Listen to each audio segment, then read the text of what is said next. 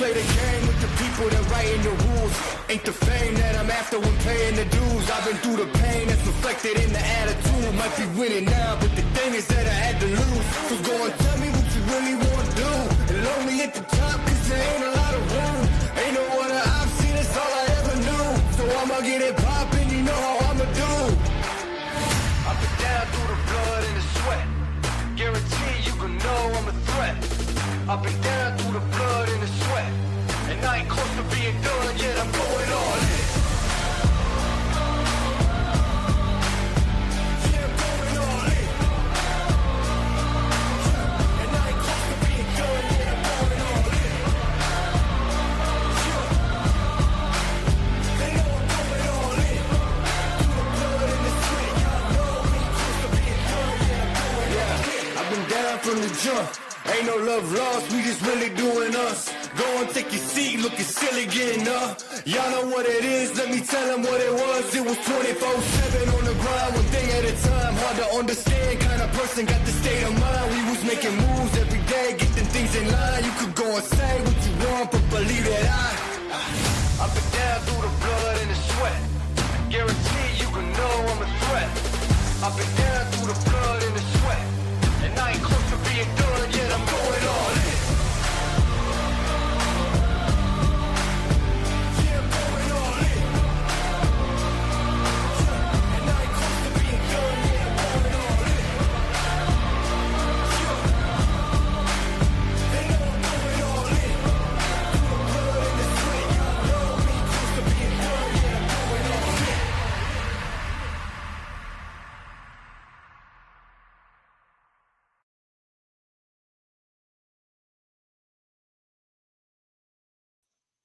What's going on, everybody? Welcome back to another edition of The Big Show. We got facts over feelings in this building. Real sports, real talk, no filters. This is our weekly or almost every week Wednesday night show, 9 p.m. This is episode 45. I got Nick joining me at about 9:30. So in case you wanted to yell at Nick, he'll be here at 9:30 or so, Jamaican time. I don't know if that means he'll be early or late. Probably late. But yes, we got Nick jumping on board at 9:30, and I will hold it down until he gets in the building to have these conversations. Now, there's a lot that's going on in the world of sports, man. This is a crazy next couple of weeks. Appreciate everyone who's jumped on board so far. Just saying, Duke, welcome aboard, man. Thank you for being here. Now, there's a lot of topics tonight. Thank you, Just Saying. I appreciate that. Got to keep it nice. What's up, Lester? Hit the like button. Follow us on Come On Now Podcast on Instagram. But, man, we got a lot going on. We got the Mike Vrabel. The Mike Vrabel, Dianna Rusinni sexcapades going on. Welcome aboard, Pam.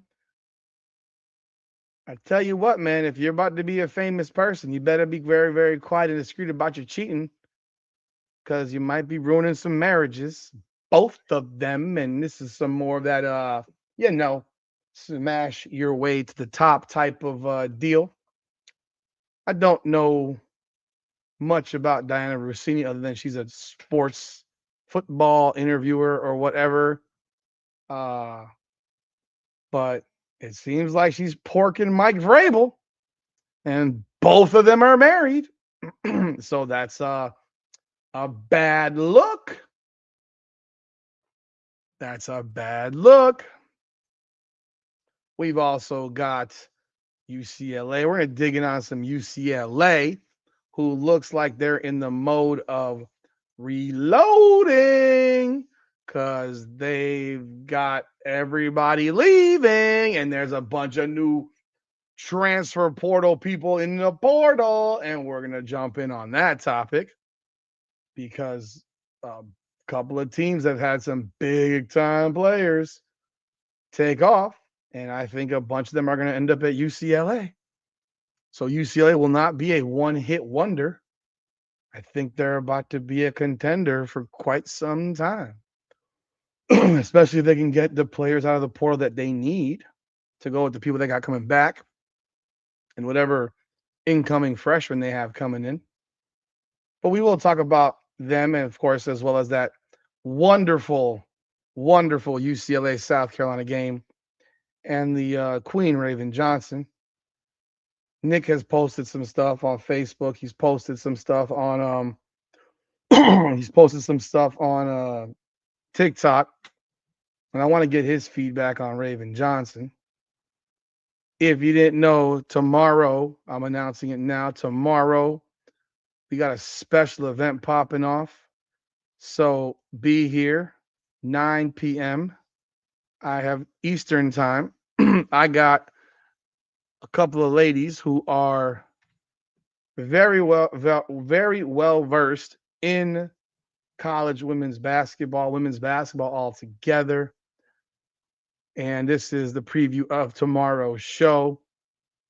We've got right there for you. I got with me jumping on board the Mid Majors podcast. Yeah, that's me on the left, my mouth all big and wide. They both, the two ladies that will be jumping on board tomorrow with me at 9 p.m. I don't know how long the show will go, but we'll be jumping on at 9 live. They are former Division I basketball players who played mid-major and D1.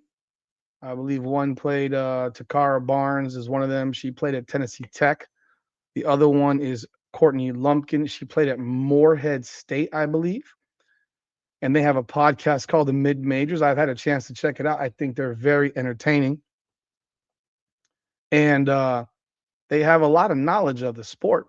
So tomorrow night at 9 p.m., come on board, check it out. I just asked that we not be trolling tomorrow night because I am happy to have them on the show. Keep it as professional as possible because I don't know their opinions on a lot of things, and I'm going to be asking a lot of questions of them. So I just ask that when you come on board, we not do the trolling thing. And if you have real questions, I mean, have them because it's no different. To me, it's no different than when I have those professional fighters on. I should put on a bunch of tweets. Yeah, thank you, Justin. I will do that. But I don't have much of a tweet following. That's the problem. I don't have much of a Twitter following. So I put it on Facebook where I got 6,000 plus followers, but I will put it on Twitter as well. So good idea. But yeah, they're going to be jumping on board, and I watch their stuff, and they are unfiltered. And they're kind of crass like me. They talk a lot. They talk some shit. I like that. I appreciate that. I appreciate their transparency and their approach. And they didn't have the luxury of experiencing the transfer portal. So, and they mentioned on one of their shows that they could command between $250K and $750,000 in today's market. And that's crazy. And they're sitting there like, and you can imagine how they feel about it. I mean, I think any college basketball player who missed out on this opportunity to be in the portal, there's got to be some level of jealousy because I'd be pissed watching some of these scrubs get paid because a lot of these people are sorry, trash as fuck. And they're not that old though. They're in probably their early 30s, I'm guessing. Maybe mid 30s, maybe 35, I'm guessing. Somewhere around there. If they're older than that, I'd be surprised because they don't look it. But they'll be on tomorrow night with me at 9 p.m. I don't know how long it'll go. It could go a couple. It could be an hour. Could be a couple hours. Depends on their schedule. But I think it's gonna be a fun thing to do for them to jump on board. So we will be talking about the transfer portal again, and of course we'll be talking about the WNBA draft. By the way, on Sunday, I'm going to be a guest on another show. I'm going to be a guest on a show on the portal. No, I'm not on the portal, on the WNBA draft, and I'm supposedly supposed to draft for the Indiana Fever. A guy from that covers the Washington Mystics. Don't know how he found me, but he found me, and he's going to have me on their show on Sunday. I don't know what time it's to be at. I presume in the evening. I hope it's in the evening because if it's in the daytime, I might have a problem now because my son has a basketball game at 10:20 in the morning.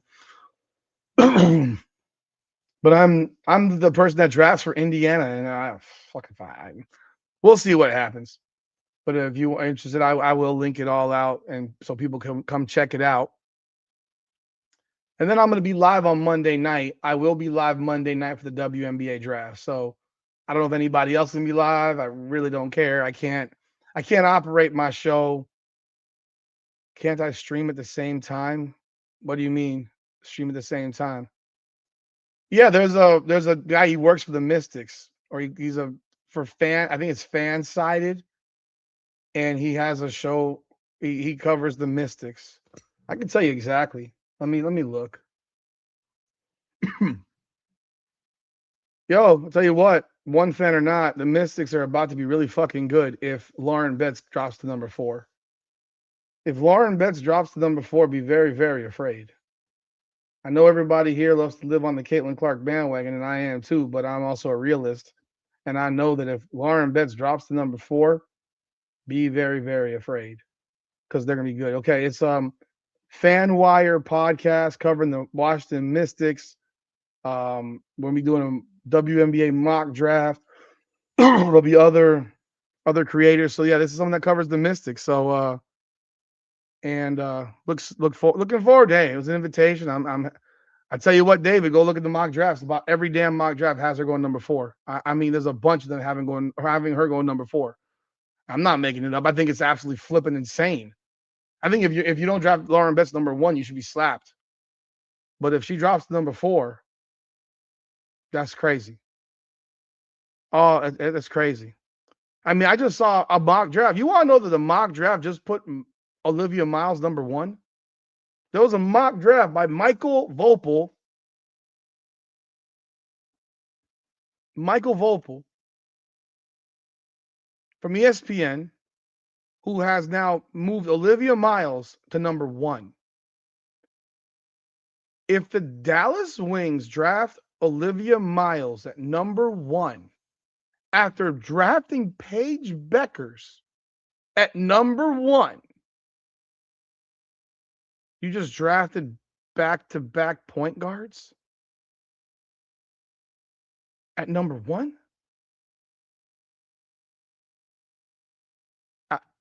If that happens,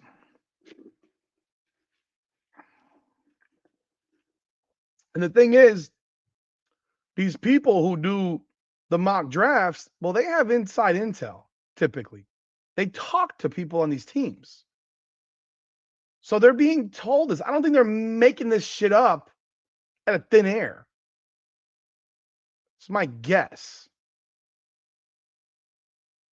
So there are some mock drafts that got Raven Johnson going number 4. Yes, there are. There are. I don't know that they're all guessing. Some of these are big media members. Like, you're ESPN. I don't give a shit. You're getting intel from somewhere. If the Fever draft Raven Johnson, do you understand the weirdness this will be?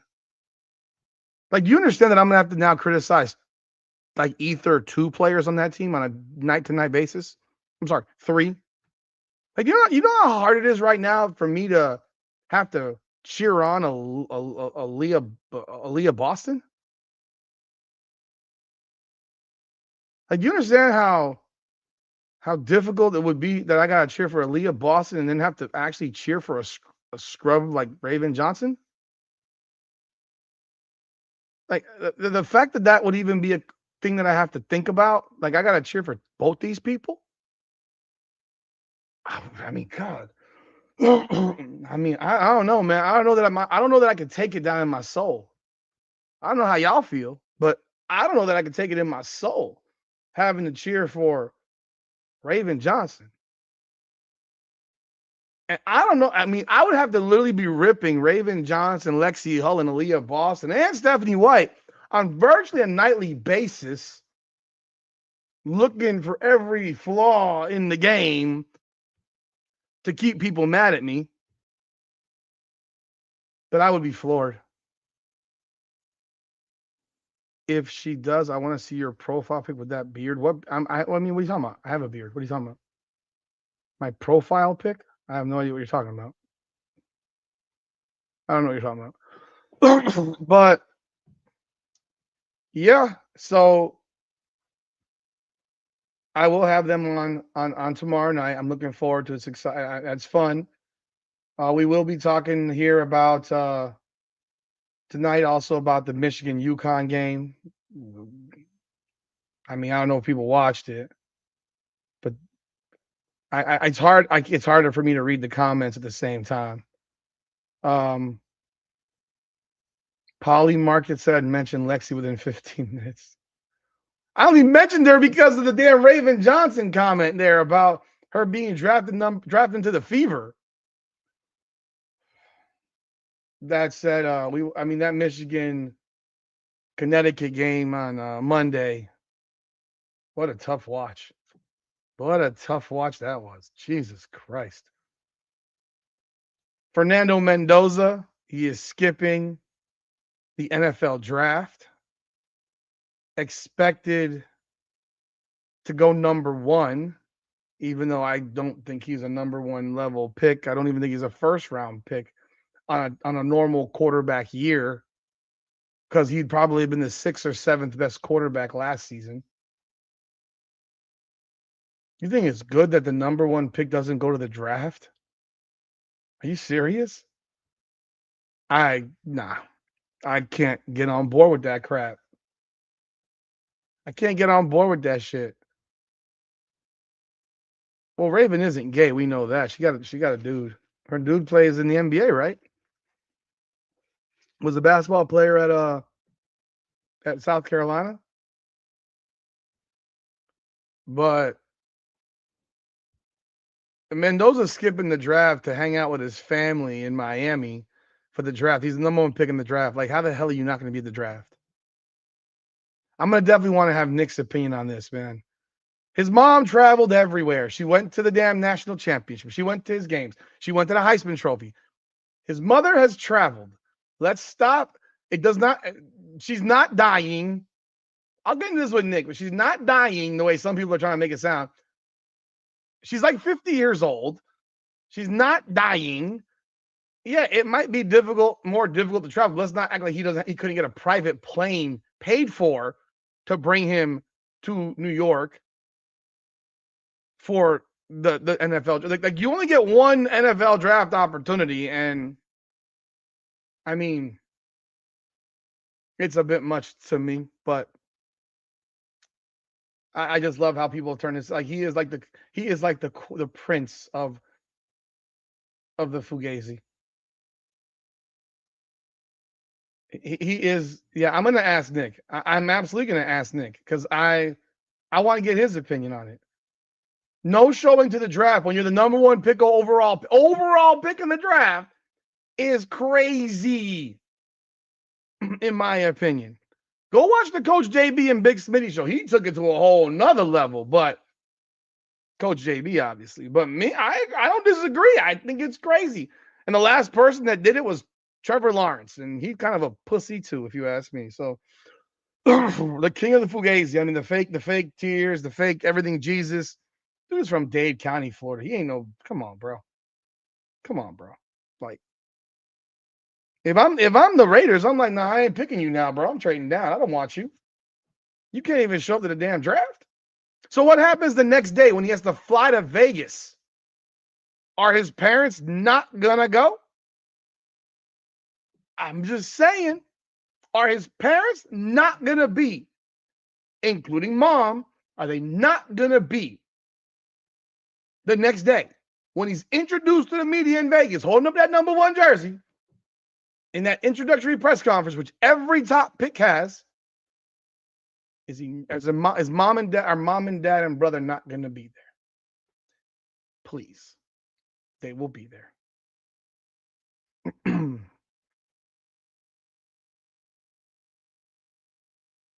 Of course, they were higher than last year. The game was. I mean, UCLA was in that shit. LA turned the TV on. You said just turning in. Did you bring up the fact that Rich Eisen and Albert had Albert Breer on and not? No, I had no idea, but I did bring up already the Vrabel Rusinni thing, and we're going to talk about it once Nick gets on here. I'm trying to bide some time until Nick jumps in because I don't want to have this conversation by myself. I only watched the national championship game. They were saying about his mom. No, she's traveled. She went to the Heisman Trophy in December in New York. She was there. She was there. He had his crocodile tears and all that shit. Look, I'm all empathetic and all that stuff. I understand. I feel I'm not a cold, heartless person the way I may come across at times. But I also know that he's from. I know where he's from. I know the school that he went to. I know how the dudes. It's an all boys school. I know how those dudes speak. I know how they behave. I got cousins that went there. Ain't too many priests. Ain't too many choir boys that go to Columbus High School. I promise you. Promise you. They're not a lot of choir boys that go to school there, even though it's a Catholic school.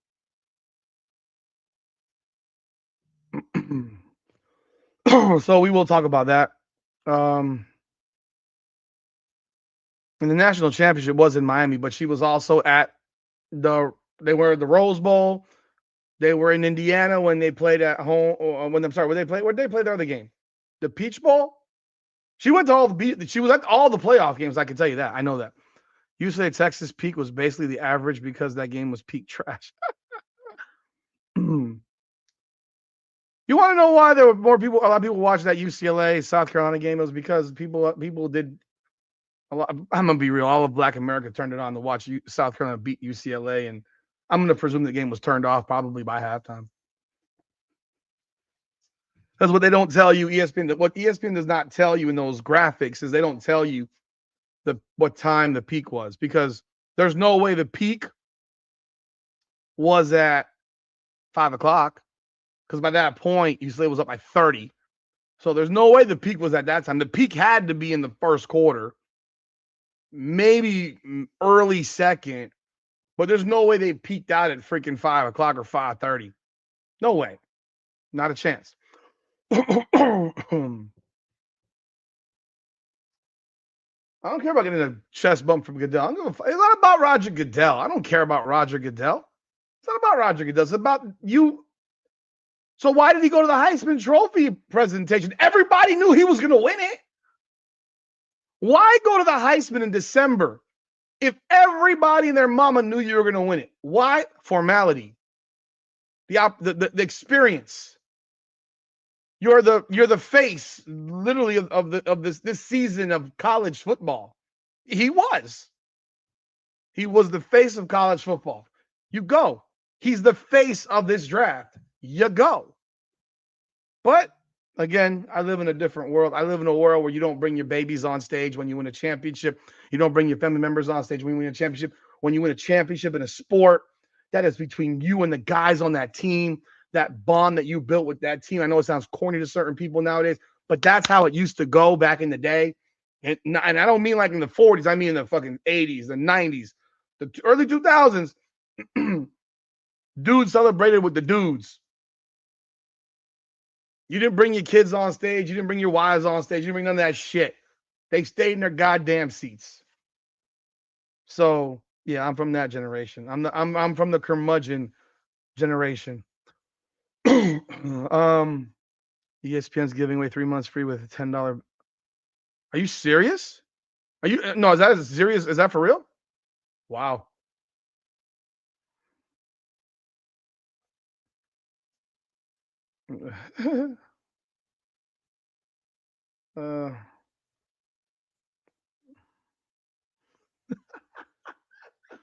Quite possibly. I wouldn't be surprised, dude. I don't know. I don't put nothing past him. No, she's not. She's not. She's perfectly fine. She has MS. And I'm not trying to be insensitive. She's perfectly fine. Besides having MS, she's not dying. It's nothing like the average lifespan of a person with MS is like 77 years. She's like 50. My dad died at 72. He had cancer. Like he had cancer from when he was 60 or so. Okay. So like I'll be lucky to live till I'm 70. I'm 48. So I probably got left. I probably have less lifespan than Fernando Mendoza's mom. He sounds like a generic Disney Chuck all about. Oh my God. Yeah. Dude, he sounds like an American speaking Spanish. I sound more Cuban than he does. I sound more Cubano than Fernando Mendoza does. Are you kidding me? That was the most gringuito sounding Spanish I've ever heard in my life on the Heisman Trophy. That was bad. That was bad. In Columbus, most of the kids there are Hispanic. The comment, appreciate you, John. Thanks for jumping on board, man. Anzo Max, what's going on, man? Yo, what up on Mr. Marshall? Courtney are great. Yeah, it'll be available for recording. So yeah, I'm looking forward to it, man. I really am. So thank you for the $5. I appreciate it, man. I'm looking forward to it. They got a lot to talk about. I got so many questions for them. So many questions. Yeah, I didn't think it. I mean, I would be real. It wasn't worse. I mean, was the UCLA South Carolina game worse than the two games on the Friday? No, I think it was better. It was better because I just watched Dawn Staley get the shit kicked out of her. Oh, that was fucking a thing of beauty. I'm glad it wasn't close. Watching South Carolina get spanked, that was a thing of beauty.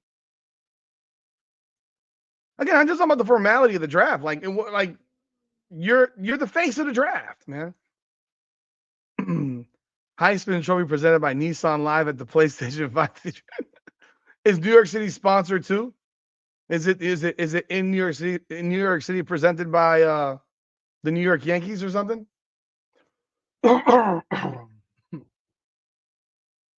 He wants to make a TikTok answering the phone in tears. I'm a curmudgeon too, David. I wish they wear normal suits rather than clown suits. I agree with you 100%, man. 100%. 100. Let me see where little Nikki is at. I've always I hate like the sockless dress shoes, the clown suits. They all look ridiculous. Completely on board with you on that one. 1,000%. No arguments whatsoever. Kirk Cousins and Fernando Mendoza is the equivalent of making Christian at that. When is the wedding? I want to give the lovely couple matching his and hers past baby. The wedding of whom? The wedding of whom? I don't know who you were talking about. Honestly, sorry. The Heisman Trophy without the sponsors is the Maxwell Award. I did see that Cheryl Swoops commercial today. We are also going to talk about the NBA playoffs for a few minutes because Nick and I are both Miami Heat fans, and our season will probably be over in the next 10 days. And we'll probably lose in the first round playing game to Charlotte, and our season will be over. And the highlight of our season will have been Bam Adebayo's Fugazi. I'm not even call it now. I'm going to call it a Fugazi 83 because I don't know if he's had 83 points since then. He's been terrible. He had 7 yesterday. Dude's fucking tired. But you know what? The funny thing is that there's a lot of guys right now in the NBA who have not played enough games. There's a lot of guys who haven't played enough games. There's a lot of dudes. Wouldn't it be funny if Kirk Cousins ended up being the starter for the Raiders ahead of Mendoza? I mean, think about that for a second. Imagine if Kirk Cousins ends up becoming the starter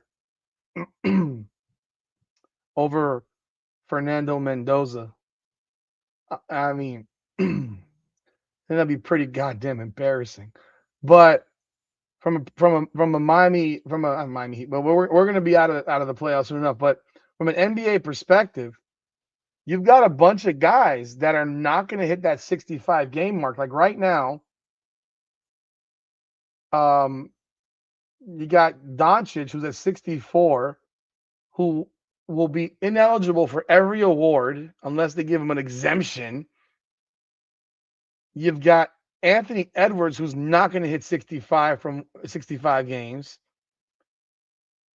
I don't know which guys are on. I don't know if Wembanyama's going to hit 65 games. But you're going to end up, I mean, for the sake of Bam Adebayo, he might actually be able to slide in and become the defensive player of the year because no one else has played. No one else has played. So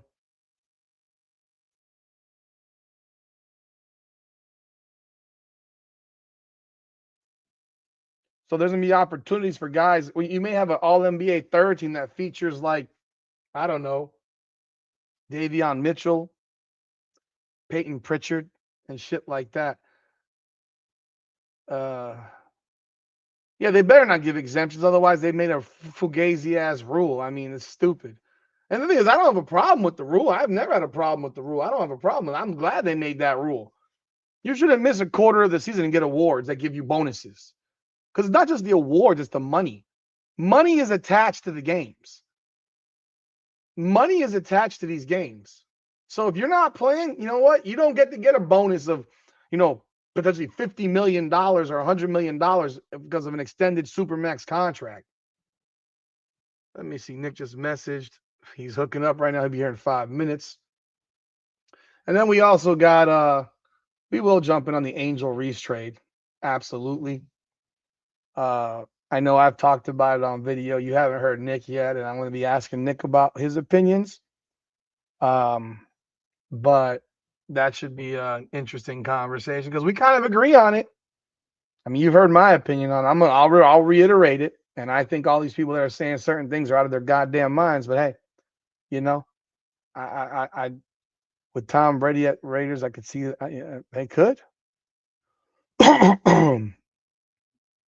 Yeah, I mean, I don't disagree. I think guys should sit, but the way the league is run now is just they want to jam a guy in when he's not ready, and then he looks like shit, and then his confidence is shot to fucking hell, and he never can recover. So I don't have. I completely agree with you there. I would love to see guys sit the first year, because a lot of guys their confidence gets destroyed, in those situations. Let's see. Yeah, so those are the topics we're gonna hit. We're gonna hit those topics and maybe some other stuff that comes up along the way. But I thank y'all for jumping on because I'm waiting on Nick right now. And if you haven't done so yet, hit the like button. If you haven't subscribed to the channel, hit the subscribe button. I do have a secondary channel. It's called the Daily Pulse with Rudy. I've been failing miserably at it because I wanted to do it daily, but because of the women's basketball portal, and I'm not the most educated when it comes to this stuff over in the Middle East, so I kind of sound stupid in certain things. And I'm reviewing videos and just basically watching because I don't know what the fuck's going on. I'm a sports guy. When all this other stuff is, I don't really care too much. I did post a video about Megan Rapinoe. That crackadoo, my God, that woman thinks that they should have dudes competing against women. I mean, that chick or whatever that person is out of her goddamn mind. Check out that video over there on the Daily Pulse with Rudy. Please do subscribe to that channel if you would. But that was bananas to hear what she had to say about her transgendered family. And I'm sitting here like, fuck you talking about, bro? And the hate that people have. I don't hate any transgender. I don't give a shit what they do. You just can't play against my daughter if I have a daughter. Like, get the fuck out of here. You're a dude. Like, you're a fucking dude. Like, why in the world would you? Why would I think that you should be playing against my daughter in sports? And they talk so tough because they don't have to deal with it now. But the reality is if they had to deal with it, they would hate the idea or the thought process of having a guy who becomes a girl decide to play sports against them and basically take all their jobs. Because Sue Bird, Megan Rapinoe, and all the other ladies who played professional soccer for the Team USA and the Team USA women's basketball, if we had a whole bunch of Joanna Mans, none of y'all bitches would be playing. You wouldn't have jobs. Nobody would know who the fuck you are. Welcome aboard EMC. Thank you.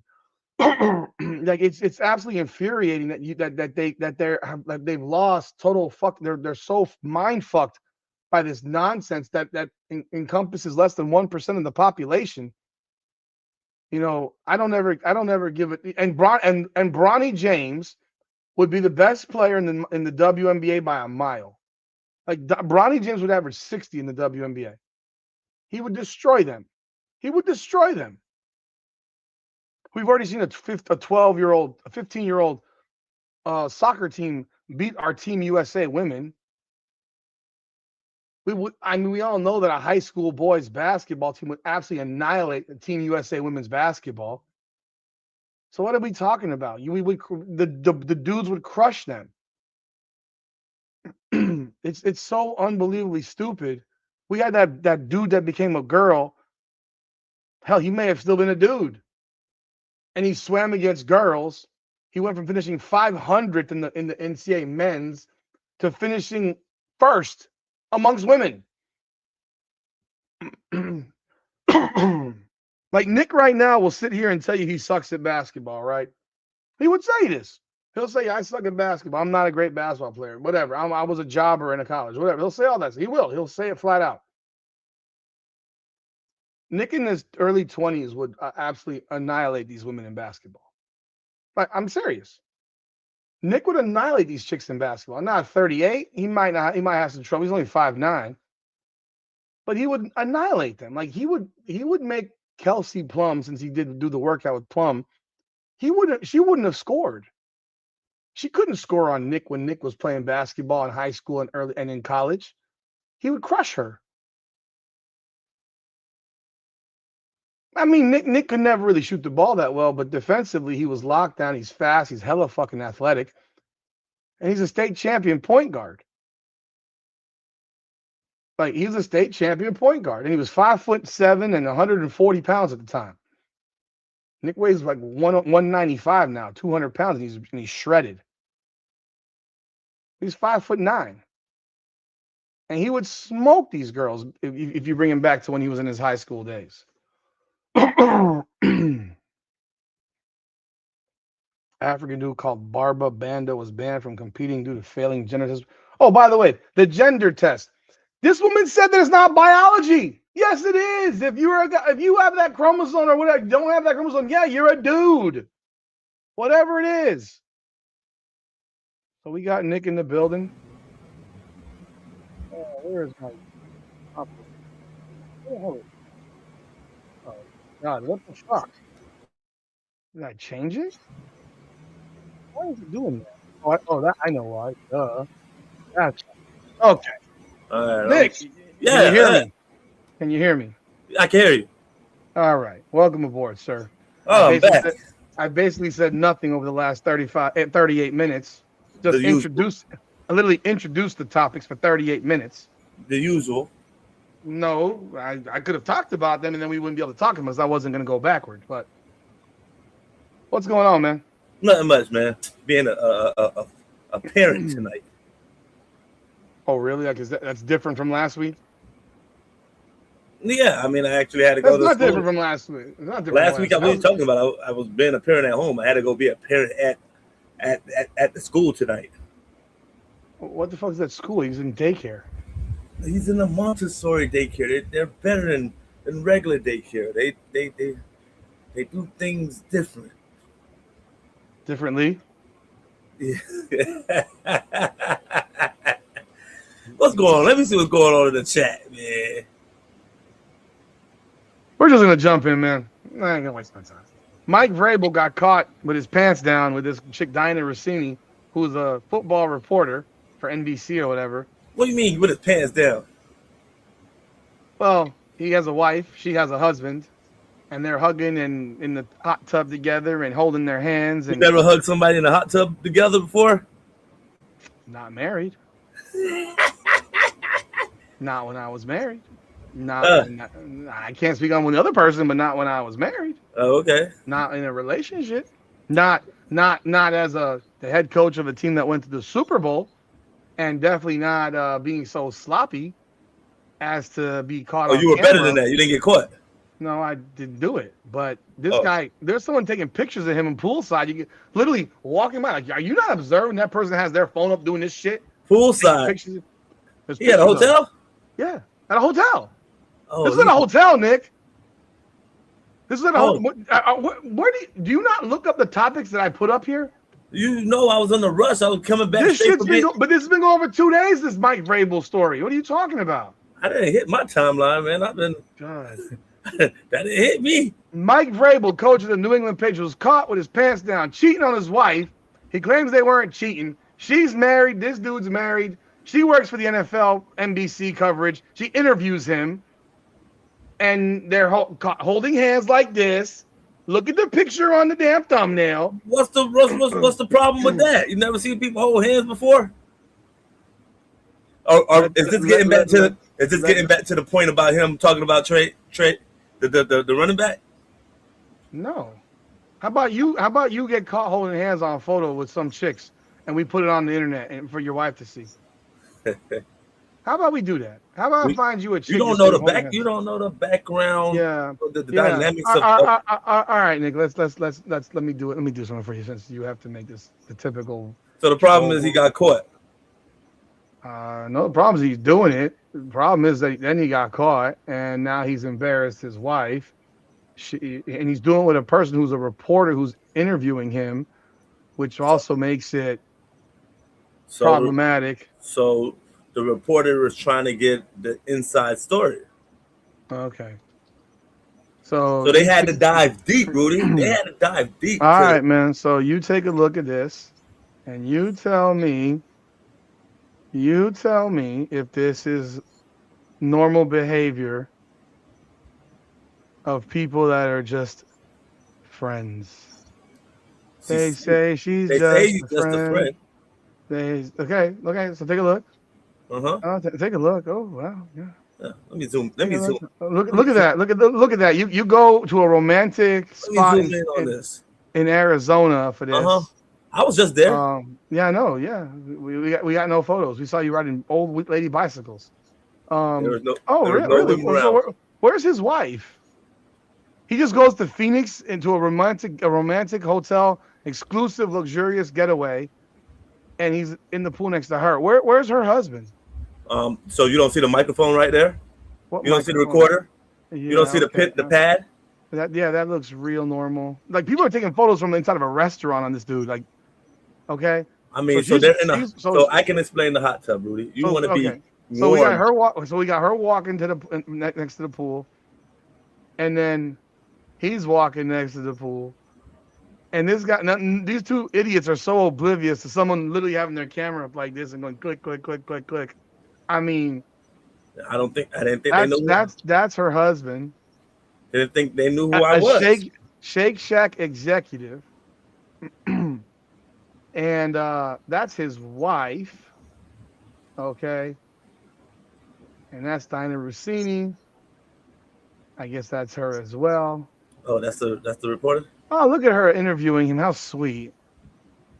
This is when he was at Tennessee. So there's comments that say this goes back to when he was at Tennessee. Oh. There's been protection of her since Tennessee time, which makes this even nastier. That you've been maintaining an 8-year relationship with this dude. I'm trying allegedly.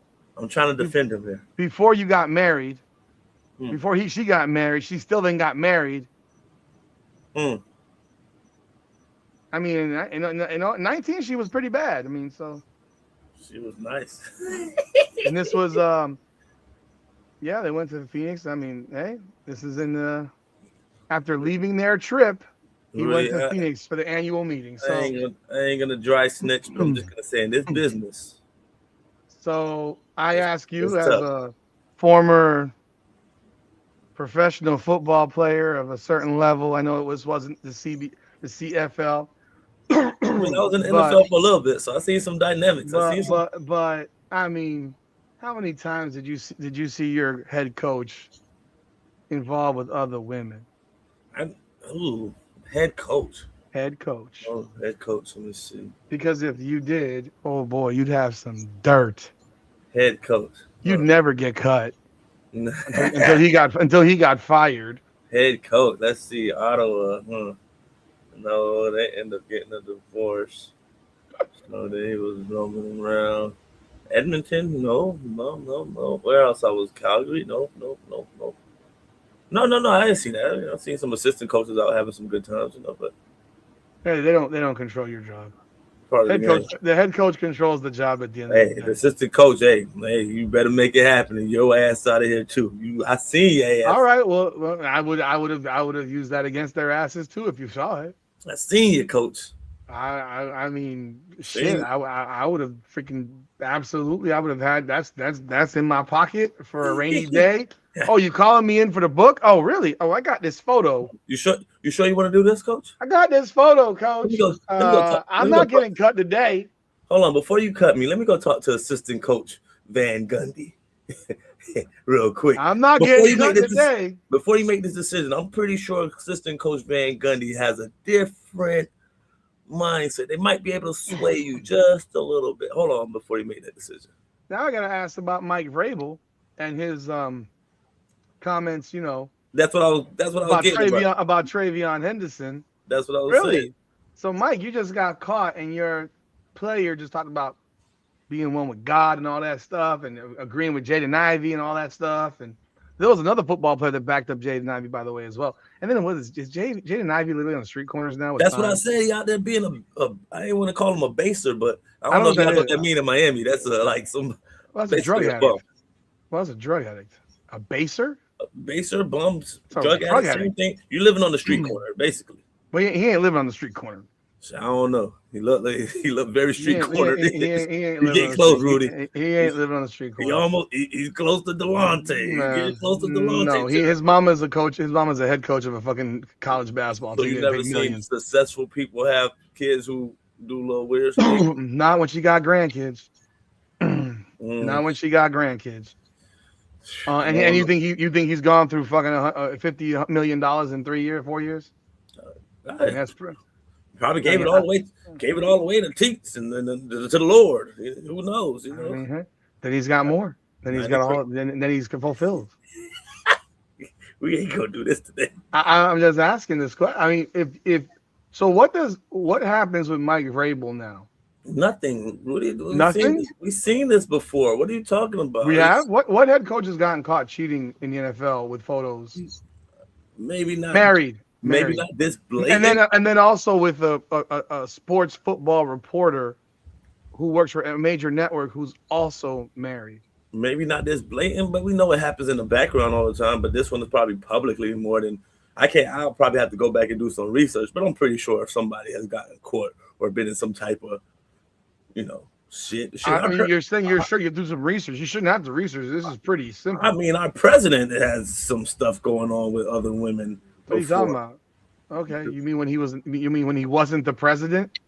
He wasn't the president, but he became the president. He has some. I don't give a shit. This is going on right now during football meetings. This isn't prior to being a head coach. He's the head coach. Yeah. This is literally during NFL football. I'm going to Phoenix. I'm going to Phoenix, and I'm making a stop in Hawaii. But he's a football coach. He's not the leader of the world. He doesn't have to have this squeaky clean reputation. He's a leader of men. He's a leader of men. But in this profession, this is more likely to get a slap on the wrist and don't do that shit. Apologize publicly. Save face. You just went to the Super Bowl and get away with it. No. He's not just a. He's literally one of the. He is a face of an organization. Yes, he's a head coach of an organization. So what you think they're gonna fire him? I'm asking. So what we had before? Okay, we had. I'm asking. This is the head coach of the. Udoka got fired. Yeah, we had Udoka. He got fired, and he wasn't even married. He wasn't married. He wasn't even married, Nick. He was dating Nia Long. He got fired. So and this is the same geographic area of this country, New England, Boston. And he went to championship. There you go. So there you go. There you go. There's our example. Not in the NFL, but in the NBA. Ime Udoka was not even married. But that was internally though. Wasn't not even married. That's the difference though, right? They're like he was messing with somebody. within the organization. Because he was smashing the fucking VP's wife? Yeah, so he's messing with somebody. Fuck? I don't care. I don't care. He wasn't married. So this was a little different. He wasn't even married. He's dating some chick. He got a fiance. I don't mean dick. He ain't married. He shouldn't got fired though, either. He shouldn't have. But they did. So we're sitting here now. We fired Udoka. Oh, by the way, I ain't gonna go there. He's black. Okay. Mike Vrabel's white. I ain't gonna go there. I just did. So the black guy got fired.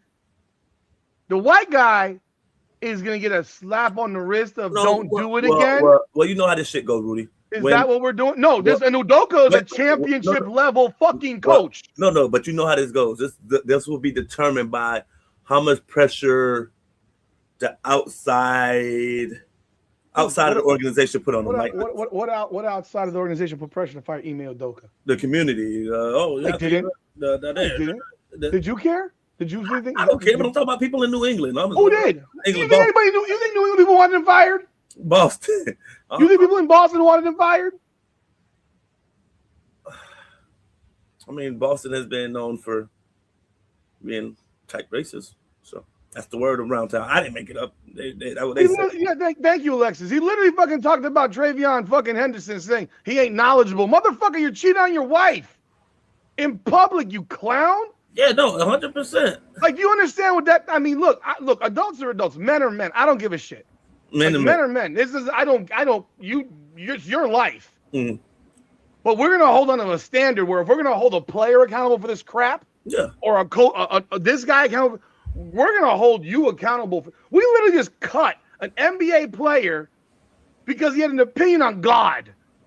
No, Rudy, I think that was more than that, man. Oh, please, that's all he said. He's talking about God. No, that's not. He's talking about God. Well, that was part, God. I don't want to hear. No. He got cut for that. Part of it, but then there's also. I don't want to hear it. It's about God. Rudy, that's not it. That's not it, Rudy. That's somebody in the locker room who's also pushing it upon their teammates. Not in the locker room. He's been rehab. He's not in the locker room. No, we've already established that. What are you talking about? There are reports from Detroit. Yes, and he hasn't been in the locker room. Okay, he's not in Detroit. He's in Chicago. The reports of Detroit. What are you talking about?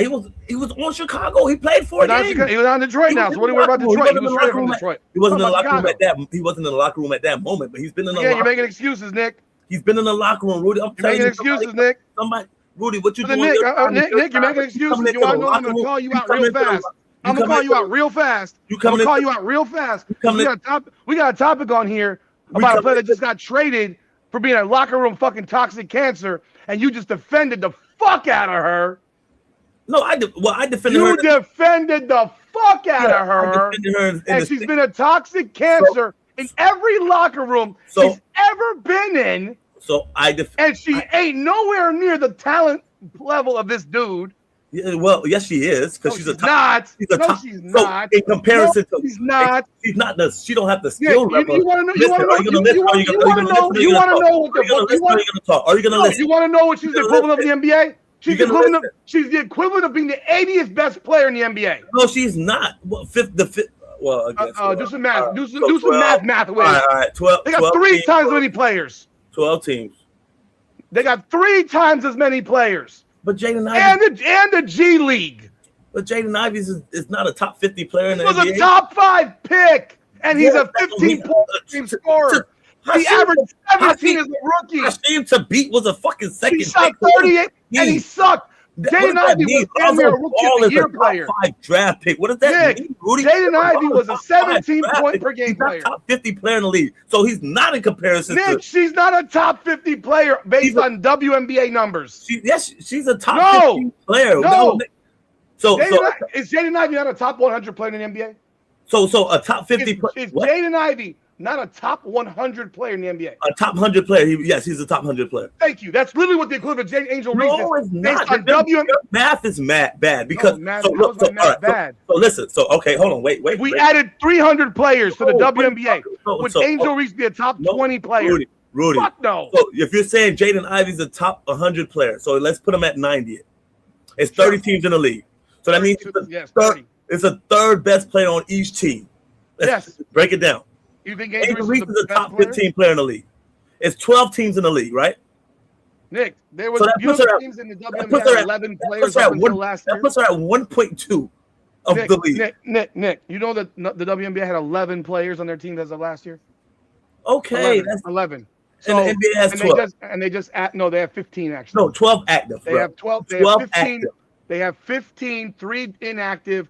They are on the roster.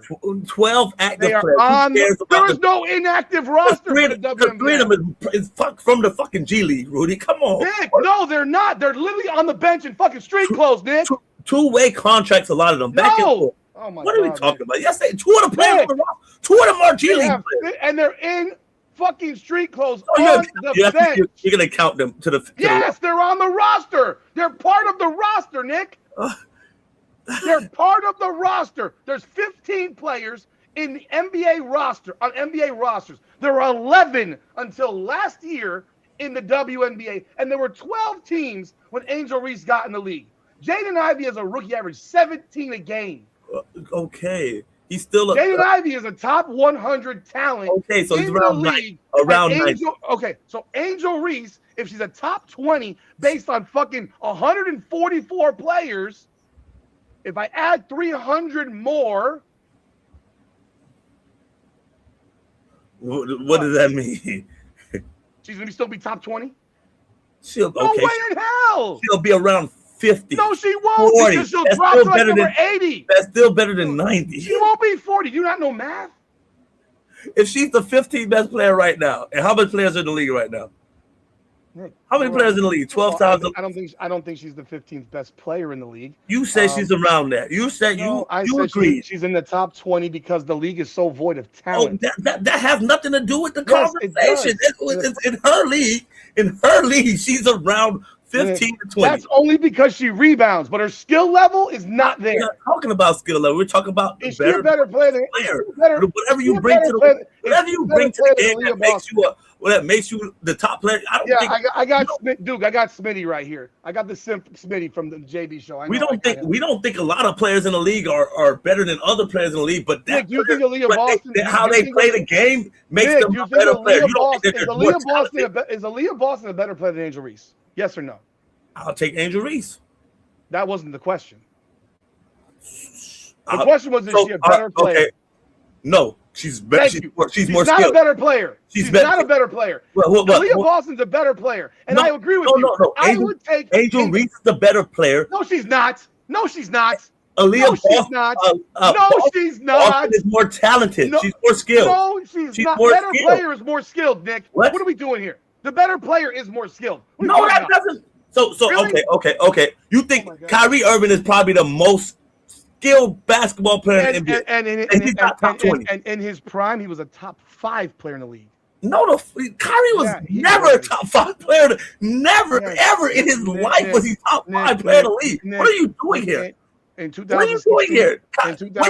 Your name the year that Kyrie Irving was a top 5 player in the league. He wasn't a top 5. Leonard was always in the league. LeBron James was in the league. Was he a top 10 player? Curry has always been in the league. Was he a top 10 player? What are you talking about? Was he a top 10 player? Nick, was he a top 10 player? Never a top 10 player. Probably never a top 10 player. Kyrie Irving. No, never a top 10 player. Kyrie Irving. Never a top 10 player. You're out of your fucking Never considered a top 10 player. You're out of your fucking mind. He might have been top 15. Never a top 10 player. What year? You go find the fucking year that Kyrie was a top 10 player. He was around 10. You could say around 10. He was never top 10. Find the year. The year that he carried LeBron James to the fucking championship. Carried LeBron James to the final. You mean the year that he played off of LeBron and had a good series? Oh, okay. He didn't carry LeBron to the finals. He never carried LeBron to the finals. He had a good 3 games, Rudy. What are you talking about? Carry LeBron James. He had a good 3 games. Okay. LeBron still led the team in points, rebounds, and assists. So when Kyrie Irving how can you carry somebody if you don't lead the league and if you don't lead the team in rebounds, assists? You're the point guard. And you don't lead the team in assists. A de facto point guard, I guess. Okay. But you say he carried LeBron? Come on, let's not be ludicrous. Now you can say he played a big part of it. You can say he played a big part. If you take Kyrie up that fucking team, they don't win. Rudy, that don't even make fucking sense. So take LeBron off the team. Where are they? They don't even make the fucking playoffs. They don't even make the playoffs without LeBron. No, they would make the playoffs. No, they would not. They would be an 8 seed possibly. Has Kyrie made a playoff without LeBron? Yeah, with Brooklyn. No, in Cleveland. In Brooklyn. In Cleveland. In Boston. In Cleveland. He played 1 year without LeBron, Nick. He played 1 year without LeBron. What type of math are you doing? Kyrie was in his second year without he got LeBron?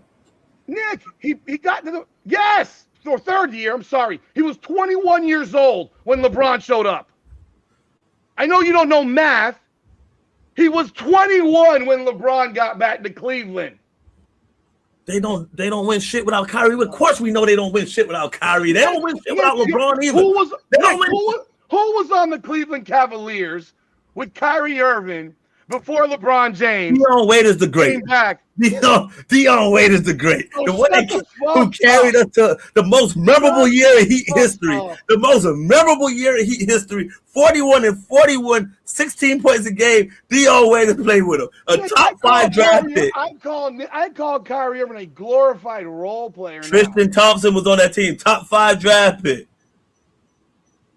What are we doing here, man? Nick, you literally just. What are we doing here, man? You just put Angel. No, I'm not trolling Lester. Kyrie is not a top 10 player. You put Angel Reese in the category with Kyrie Irving.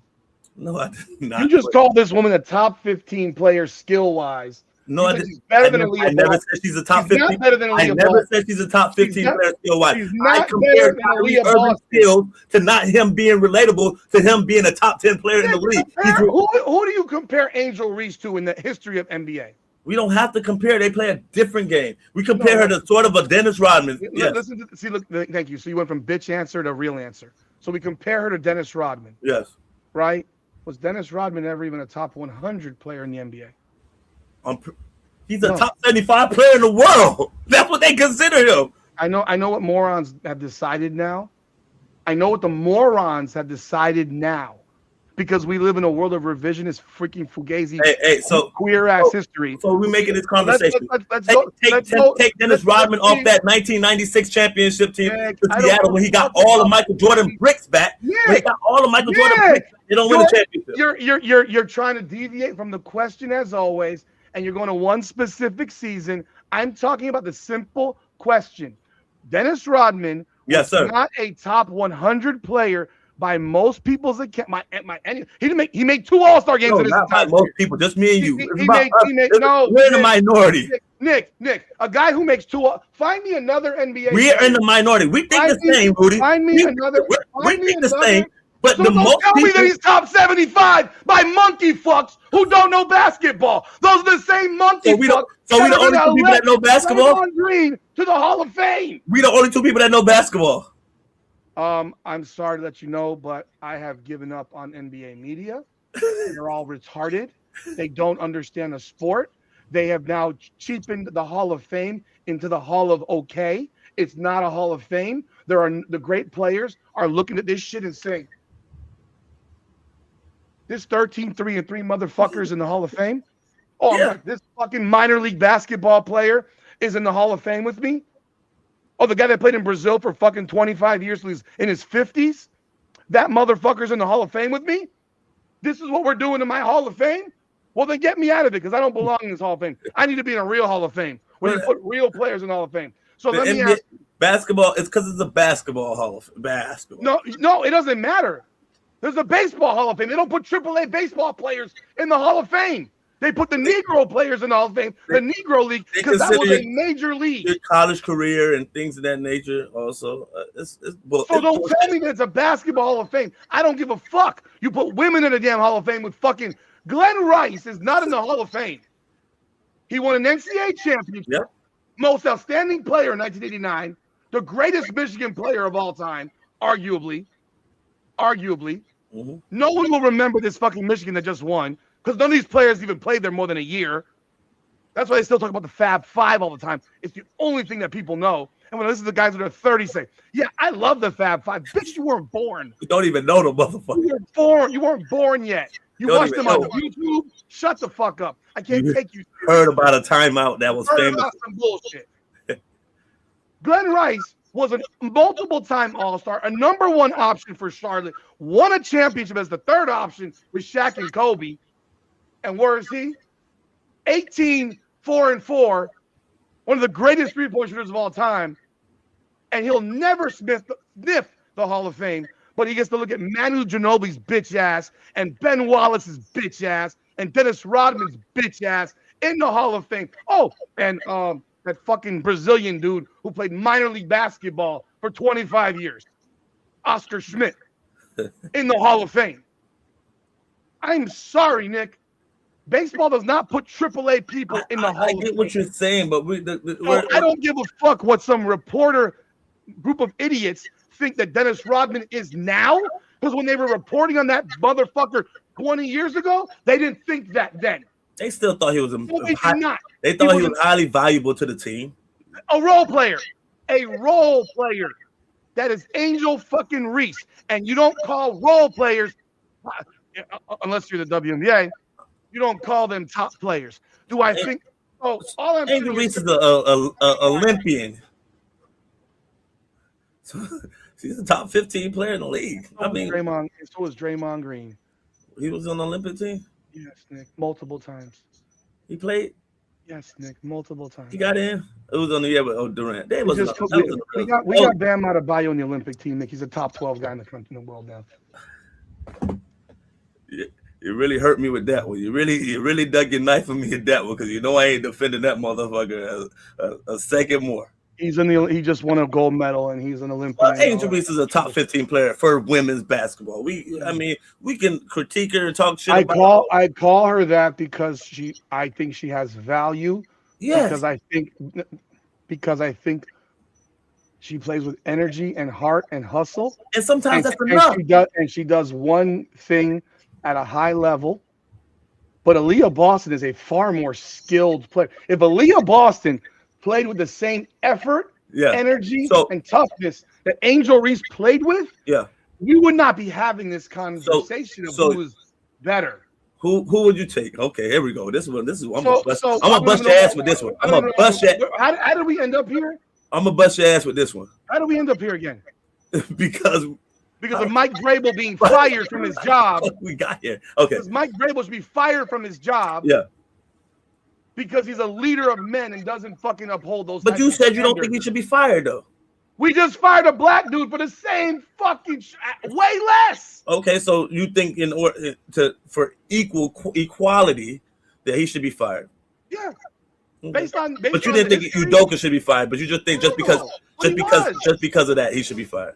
But he was. That's the problem. He was. They set a standard in sports in that city at the very least. In that city, at the very least, they set a standard that you fire a coach. By the way, I'm getting echoing on my headphones from you. For me? Yeah, I'm hearing myself talk. I don't know if people are hearing the background. But, yeah, and Reese hasn't been to the Olympics yet. She's just on the current she'll be on the Olympics. Yeah, I know. It's a disgrace. That she'll be on the Olympics? Yeah, it's a disgrace. No, why would you say so? Come on, Rudy. She's deserving to be. Who would you put over her? It's a big. Deserving? Who? Nick, I said that she should be on it for marketing purposes, not for skill purposes. Who would you put over her? Asia Wilson. That's De'Erica Hamby, Nafisa Collier, Aaliyah Boston. That's 4 right there. You would not put Boston over her. Yes, I would. She's better than her. No. She's better than her, Nick. She's a better player than her. We already know she's capped out. She's capped out at 15 and what you think 15 and 8. Okay, and you think Angel Reese as a fourth option now is going to be fucking 8-20 and 12? No, she's going to probably be 12 and 12 or 10 and 12 now because she's going to get a lot less shots. She's going to get a lot less shots. Because if she gets more shots, it's a problem. It's going to be a toxic situation. It's a problem. The team will implode. Because if she goes into Atlanta, this is the one area, and we're going to discuss it. If she goes into Atlanta thinking she's the shit and she's the bitch, and it's her team, and she's the top dog, it'll be over with real fast.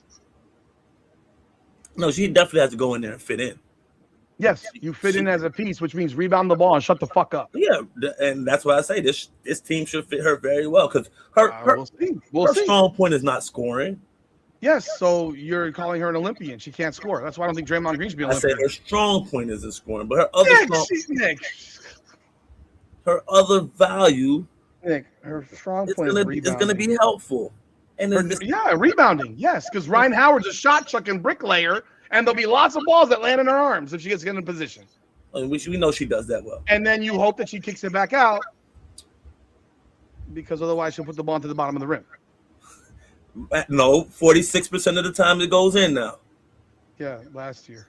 We'll see. And realistically, about 50% of the time it goes in now because the first 10 games she was god awful. Yes, I'm the one that told you that, and you use that in your Facebook argument. No, you didn't tell me that, Rudy. We both watched the game. We watched the games at the beginning of the year. I was coming to you about A'ja Reese and how bad she was shooting. She's not a top 12. She would not be an Olympian if it wasn't for her fucking marketability. That's it. I'm still hearing myself. So you have headphones? I have them. No, you don't. You're literally. I don't have them on. That's why I'm hearing myself in the speaker because it's going back to your mic. You never heard me last week or the week before? Because you had your mic further away then, probably. Right. You're like kissing the screen right now.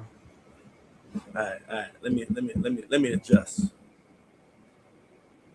All right, go ahead. So Mike Vrabel, yeah, I think the guy should get fired. I think he should be fired. If you're going to hold some level of standard for coaches as leaders of men, you cannot be caught up doing this type of shit. Is mad compromising. Especially he's banging a media member who covers his sport. What's wrong with that? That means somebody inside of the locker room. That means every fucking interview is fucking fraud. That's just a media member, man. But she's interviewing him. Oh, she's going to be biased. Okay, who cares? Oh, yeah, absolutely. That's on her. That's her reputation. No, it's both of their reputations. It's her reputation. She want to write a good story about me or not. She's not a writer. She's a fucking reporter. There's a difference. She's a broadcast reporter. She's a broadcast reporter. I'm still hearing myself echo.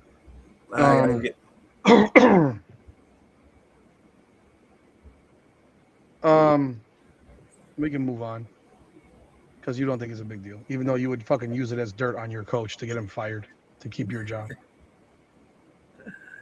Nick being like, no boning is illegal. Am I fucking up right now? All right. We got UCLA, South Carolina, play for the national championship on Sunday. Thriller. Can you please get headphones because it's really like. All right. Can you're gonna have to wait 3 minutes. Why are they 3 minutes away? Because it's in my car. I told you I was rushing, man. You left the headphones to a damn podcast in your fucking car. I was rushing, man. Give me a second. All right, people. While we wait for Nick to return from his car, don't kill me tonight, y'all guys. He claims he's a 4.4 sprinter and a 9.9 and 100. While we wait 3 minutes because he comes to a podcast without headphones, and I don't know if the feedback is bothering y'all, but it's making me fucking go retarded here. I coached Nick in high school, so I've known him since he was 15. So I do think that there needs to be some level of coaches that are held to different standards, and at the end of the day, if they don't hold him to it, then I guess you know what, he's made perfectly for New England because Bob Kraft doesn't get held to standards, and he's getting his rub and tugs in the damn massage parlors. Too stupid to not even do it at his house. He wouldn't to an Asian massage, like all that. You're a billionaire and you're going to Asian massage parlors to get your rub and tug. I mean, one would think that you would have them come to your crib and just have a field line of them and shit like that. I would just say you should have the rub and tug lady come to your house.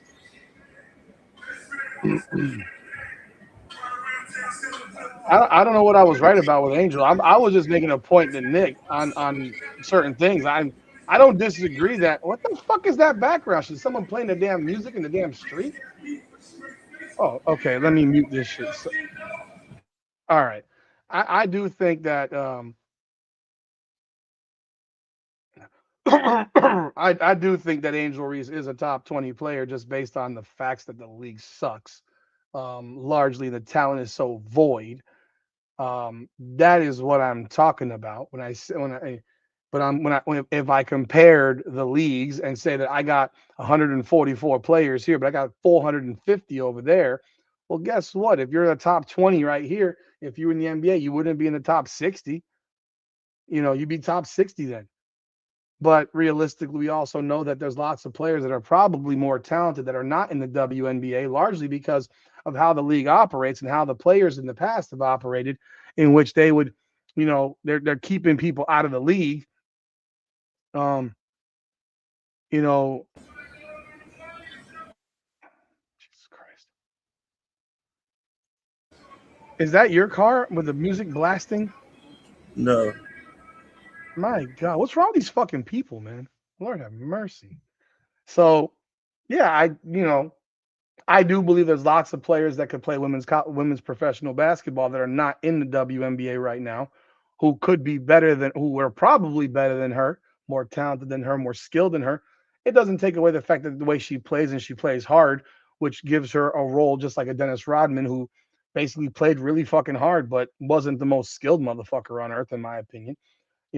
But played hard as shit, tough as hell, and left it on the floor. And I can appreciate that. Kennedy Carter's not in the goddamn WNBA right now. Like, and people get traded for picks all the time, but that also shows you that the Chicago Sky is a bunch of fucking morons. Like, you could sit here and agree with them. The Chicago Sky is filled with a bunch of fucking morons. That's the problem. And you have you have a roster that's shit. You have a roster that's shit. And we'll go back to it. So we're going to go to the UCLA South Carolina National Championship game, the Raven Johnson debate, because you had some comments about Raven Johnson. I've done multiple videos on Raven Johnson. That game actually got pretty damn good ratings, considering it was the second highest rated national championship game, I think is what I read, or Final Four weekend. Got 10, 12 million? 9.9 million watched the national championship, which I believe was the same or similar to the first Caitlin Clark national championship, if I'm not mistaken. If I am mistaken, then my apologies. I know it was around the same. The next year was 18 plus million for Caitlin, and that number will never, ever be touched. I do think there's a couple of things that are why people turned it on. First, I think a lot of Black America was praying to God that fucking Dawn Staley would win after the Gino Auriemma thing. And it was riding on that shit. And then it's Easter, so people are together. So, hey, we're having Easter. Let's go watch the game now. And then, of course, you got UCLA. That's Los Angeles. The city of Los Angeles is coming in hard for them, I think, for this game. Because they sure as shit didn't go to any of their games in person because they had an empty building most of the fucking time. That said, I think most people who were just watching for the sake of it probably turned the shit off by the middle of the fucking second quarter, and certainly by halftime. Definitely by mid-third quarter, they were gone because it was an ass. I watched, of course, I did a live stream for it. What are you talking about? Yeah, okay, yeah, you're right. I did a live stream for it.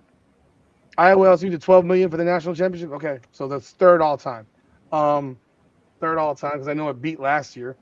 Well, what were your thoughts of that game? And then, of course, the Raven Johnson delusion syndrome that I have clearly pointed out. Lauren Betts is athletic. I don't know what the fuck you're watching. Nick, give me your perspective on Lauren Betts. You watched the game. You watched her play. I like her. She can move. I think she's hella athletic personally. She's the number one draft pick. And if you think it's anybody else, then I just simply don't agree with that. She can move. She showed that she can hit a couple, shots outside of 10 feet. I like her game, man, Rudy. I don't think this draft is strong. It's pretty weak to me. If you have AZ Fudd as a top 5 draft pick in this draft who can't even dribble left. But Betts, man, I think she's a big presence, man. Was she 6'7"? 6'7", probably 220, 225, something like that. Big body, man. She's very fluid, man. She's not like a stiff. She's not the girl from Iowa. What's my big girl name? What's big stiff name? Iowa? I mean, from Iowa? Stolke? Not Iowa. Audie Crooks? Audie Crooks, man. Oh, fat ass? Damn. Okay. The fat ass? She's not her, man. She's still she's only 6'3". She's only 6'3". Yeah, and she's smaller. So, I mean, she was dominant in the game, man. She changed a lot of shots. She altered a lot of plays. She made people not want to come down there to the paint. She scared the living hell out of South Carolina, from my point of view. And then she allowed the other players to take over the game. You allowed Jaime Jaquez's sister to be to ball out and change the whole momentum in the flow of the game. South Carolina was never really in it. Raven Johnson, oh Lord have mercy. I don't want to dive back into this, but I heard so many players tell me that. Have you seen Dawn Staley have to coach this year? She didn't have to coach this year because Raven Johnson took over and was a point guard that you could just have out there on the court, and she could handle everything. But then Raven Johnson decides, I don't know when she decided to go on this podcast. She goes out there and she said that women are more skilled than men, and that she proceeds to go out there and turn the ball over more times than you score. I don't know how you defend it. I have people on my TikTok who saying that I'm a dickhead. I'm a man, and I'm like, well, my problem with women who got into the sports world is that they don't understand that this is what men do. We talk about sports, and if you're a professional and you're getting paid, you're not absolved from being critiqued. So we're going to critique your game, especially when you say something outlandish like women are more skilled than men. So we're talking about her game, and I don't want to hear shit about that we are being too harsh about it. She sucked. It's plain and simple. She sucked. She wasn't good at all. She was a damn liability. She's been a liability, as Rudy pointed out multiple times, for every Final Four run that they've been on. Was 5 for 35, Rudy? The last 5 games, she was 5 for 35. You want to know the best, the only game that she had, and that includes the Iowa game where she supposedly shut down Caitlin Clark to 30. The only game that she had, the game against NC State was her only good numbers, and she had 13 points. But the funny thing is the game that she played against Caitlin Clark, when Caitlin Clark did this shit, she actually had 13 points in that game. She shot the ball better in that game than she shot in any game outside that NC State game, and they lost that game. But the last 5, she's 5 of 35. She has 20 rebounds, and I think she has 9 assists and 8 turnovers, so and 12 points. So when y'all coming in here, you bringing up she won 2 championships, and one of those championships she didn't even fucking play. She did not play. So why are you telling me she won 2 championships? She wasn't a part of it. She's a part of the team. I won a championship in Ottawa, but I didn't play in that fucking game. So like I'm gonna show y'all my fucking ring, but in the back of my mind, I didn't play. I was a part of the team because I did play throughout the season. So I'm not gonna sit, not give myself any credit. I was a part of us making the playoffs. I did play games as my rookie year in the CFL, but I did not play in the championship game. So I'm not gonna go around and boast about that. But then I got people, Rudy, I got people in my comments telling me, well, she won championships in high school.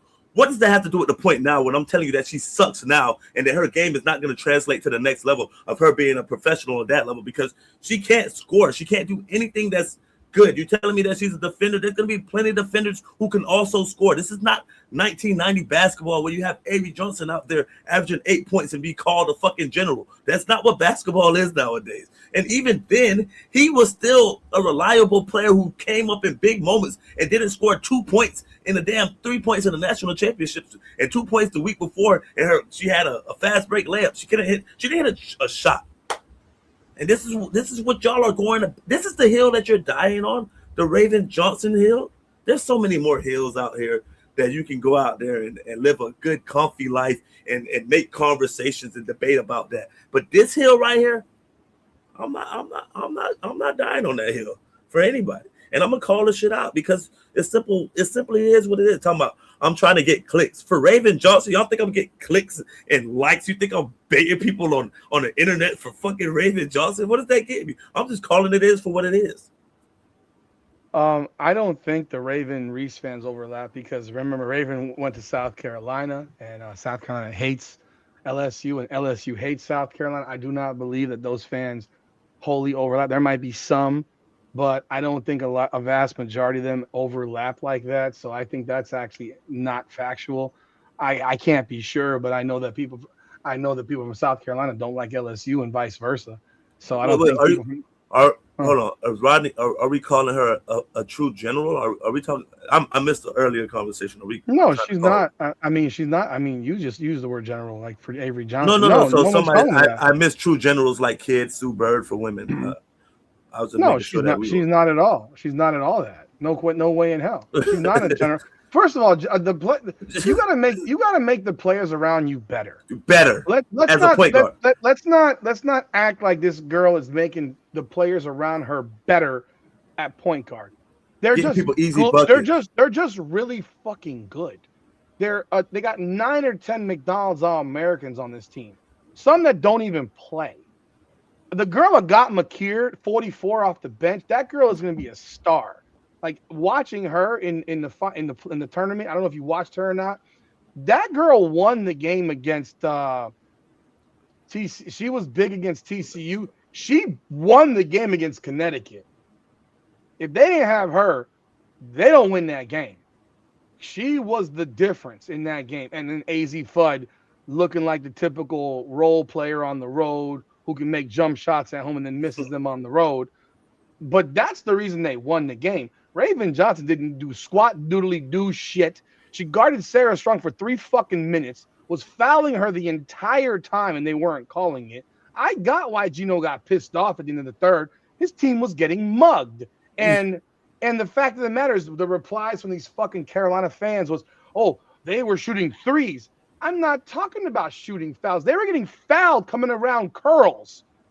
Sarah Strong was being grabbed on both sides of her body. You say you like old school basketball, and then you come out here and then you make excuses for a little bit of touching. Women's basketball, they fall on the ground 40 fucking times a day. And 35 of them are by themselves. No, not in that. You didn't watch the game. I did watch the game. You did? I did watch the game. You watched the game and you didn't think that Connecticut was getting fucking fouled. Sarah Strong wasn't getting fouled. Literally, fucking Raven Johnson had two arms bear hugging her in the post, and they didn't call a foul. And then Dawn Staley is what? I thought it was good physical basketball. You thought two arms wrapped around her like that is good basketball? Maybe not. That's literally what she was doing on the 3 minutes that she guarded Sarah Strong. Yeah, but that was fouled her the entire time. She could have fouled. It was the first quarter. Yeah, that's what I'm talking about. But Gino got mad in the third quarter. Let me finish. Okay, go ahead. Then she shoves AZ Fudd out of bounds, and Dawn Staley loses her shit. Even the TV people were saying, you gotta call that. She shoved her out of bounds. Like what? And Dawn's having a fucking temper tantrum over it. Yeah, she fouled the fuck out of her. Then she sat for 8.5 minutes. So tell me how she shut down Sarah Strong. Tell me how she shut down AZ Fudd. Did you watch my video on AZ Fudd of the shooting? Yeah. Did you watch it?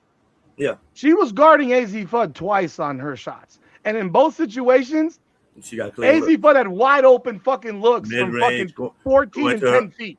And she's on her back hip.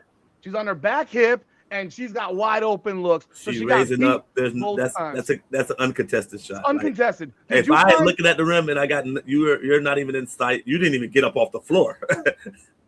So did you think any of those shots and this was literally the entire game. There was one where Agat Makir was inside the top of the key and AZ Fudd was 2 feet behind the 3-point line, and she shot a brick. Did you? That one? No, that was not contested. That was not contested. Semi. No, it wasn't. She was behind the fucking three. Fuck off, Nick. You're making bullshit up. That is not a contested shot. Those are wide open looks for someone who's a 45% 3-point shooter. For her, that now because she's an elite 3-point shooter, and I'm not taking it from AZ Fudd. She's an elite 3-point shooter. She usually makes those, but she choked her fucking ass off in that stretch of 3 games. She was bad. And in that game, she was horrible. She had her most contested shot was a goddamn layup. She took 9 threes. And if you want to tell me that this was semi-contested, there was one where Maddie McDaniel is fucking jumping from the top of the key from the right, not nowhere near her. And she shot 2 bricks back to back in the final minute of the first half. And that was the difference between a 32-24 half and 26-24. And 32-24 at halftime would be look a lot different than 26-24 going into the break against UConn. And realistically, Sarah Strong, she got a lot more other issues. She was really being guarded hard by everybody. She is their offense. I don't like the offense they run. They're running pick and roll with Strong at 25 feet from the basket. But AZ Fudd, was not shut down by fucking Raven Johnson. In fact, in the 15 shots, Raven Johnson only was covering her twice, and she got beat. She got beat. I mean, that left-handed fucking spike off the backboard layup where Tessa Johnson's on this side of her, and she just threw the ball against the side of the back. Like, what the shit? You got no left. You got no left hand. We called it out though. I remember first thing I said last week. I said, when they played Notre Dame, I said AZ Fudd cannot go left. It's not her strong point. It looks really, really bad. And people, I'm calling out me. Well, what are you talking about? I say, y'all, I'm telling you from a basketball perspective, a guy who knows who's been around for a long time, and I didn't go far just because I suck. So I know when somebody else sucks at something, I can pinpoint it.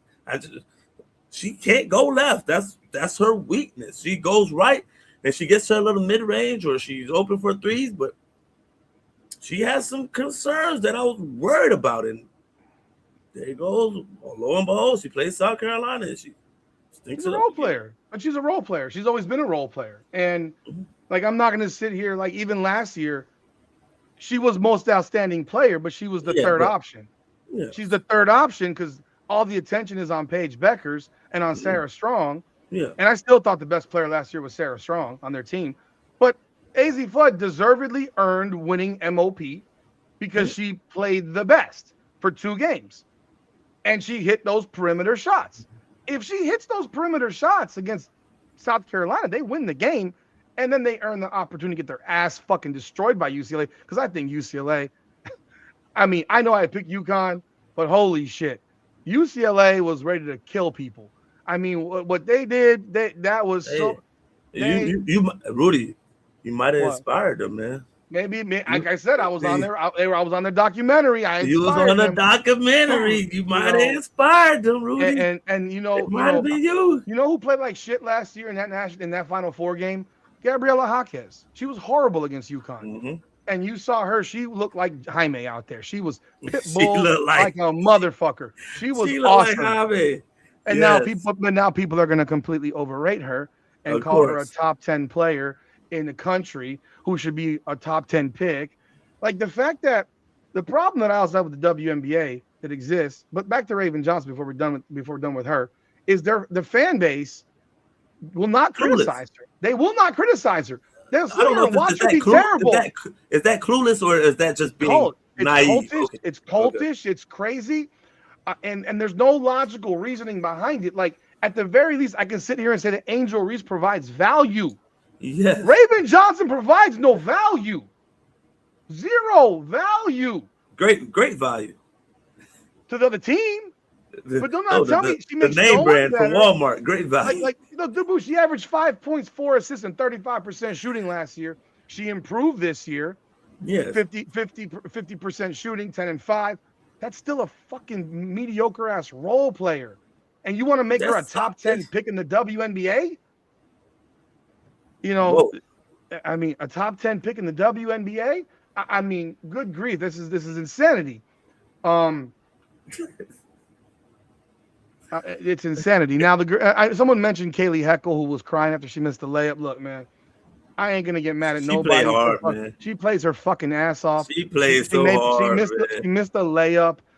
I mean, did you count how many other layups they missed in that game? I wish the other players had the emotional feelings that she had because she wants to win so goddamn bad.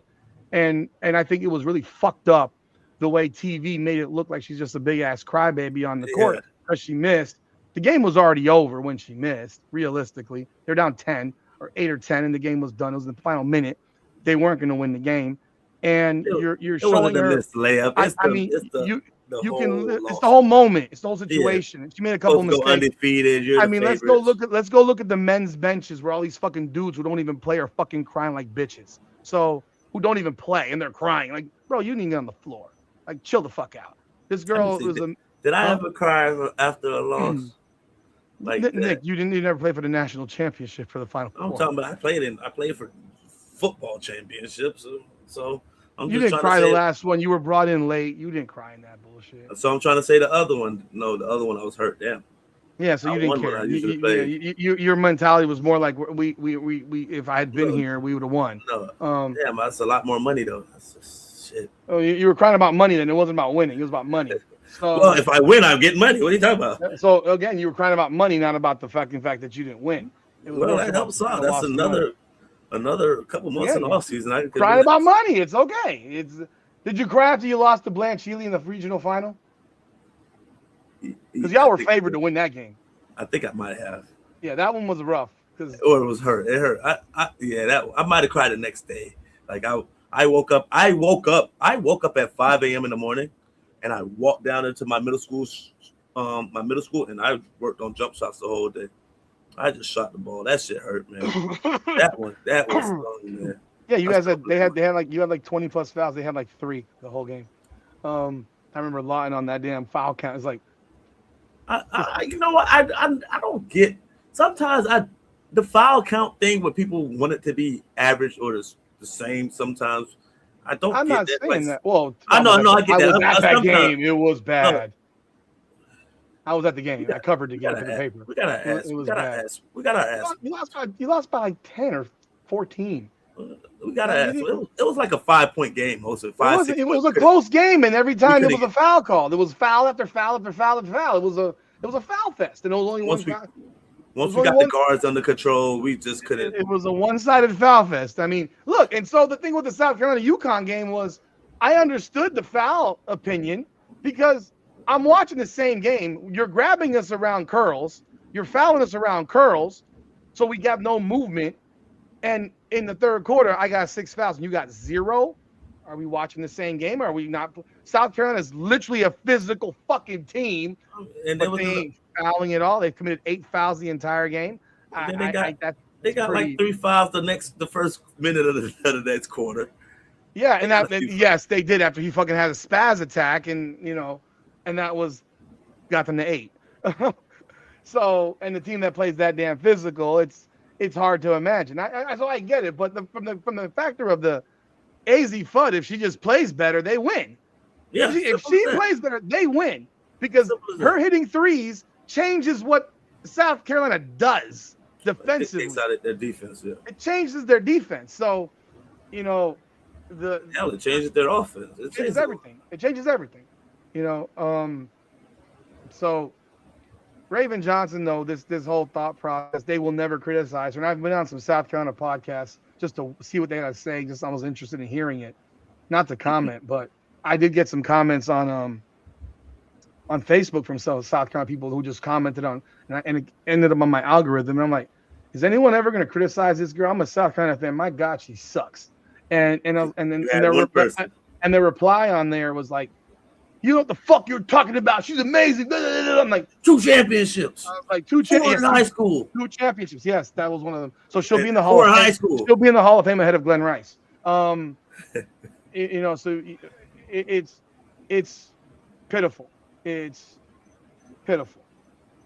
And yeah, I do think that UConn is the better team even after losing. That night they weren't. Now going back to UCLA, you think they get to the championship? They beat UCLA? No, not from what I saw from UCLA. No, I think UCLA would have stomped them based on what I saw. You also watched UCLA the game before that one. And they were like, yeah, but they won. Yeah, find a way to win. You find a way to win. Damn. And they were up 13 in the last 4 minutes, and they almost gave it away. So the question that I then when they talk about UCLA's incredible talent, which what Raven Johnson was doing post game, they got 6 seniors, and you got 3 in your starting lineup. What are you talking about? And you got 10 All-American, and you got 10 McDonald's All-Americans. What are you talking about? You're a super senior. And you just brought some girl over from fucking France mid-season, a 6'7" girl from France, and your coach got out-coached. Like Don Staley got out-coached. Let me ask you this: did you watch the Texas UCLA game? I'm after 14-4. After 14-4, okay. Well, Texas. I couldn't stomach it. I couldn't do it no more, Rudy. I'm sorry. Well, Texas, they employed a 5-on-4 press, so they left the inbounder unguarded. Okay. So they had 5 against 4 on the floor. Okay. And when they did that, they forced UCLA to call at least 3 timeouts. They could not inbound the basketball.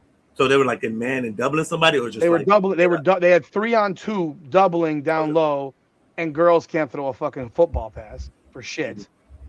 So in the third quarter, they cut it to 29-28, and they were pressing with this, and it was working. And then on the 29-28, hell, they even had to call a timeout. They got a 5 count after a timeout. Mm-hmm. And then at 29-28, and it was like UCLA was taking so long to even inbound the basketball. It was like the easiest inbound is after a made basket. Like, what are you fucking dragging ass for? Yeah. So they throw one deep to Jaquez, and they kind of got a gifted call. I mean, she got tripped up, but almost like feet tangling. But I mean, I think you got to call it because the girl went down and you turn the ball over.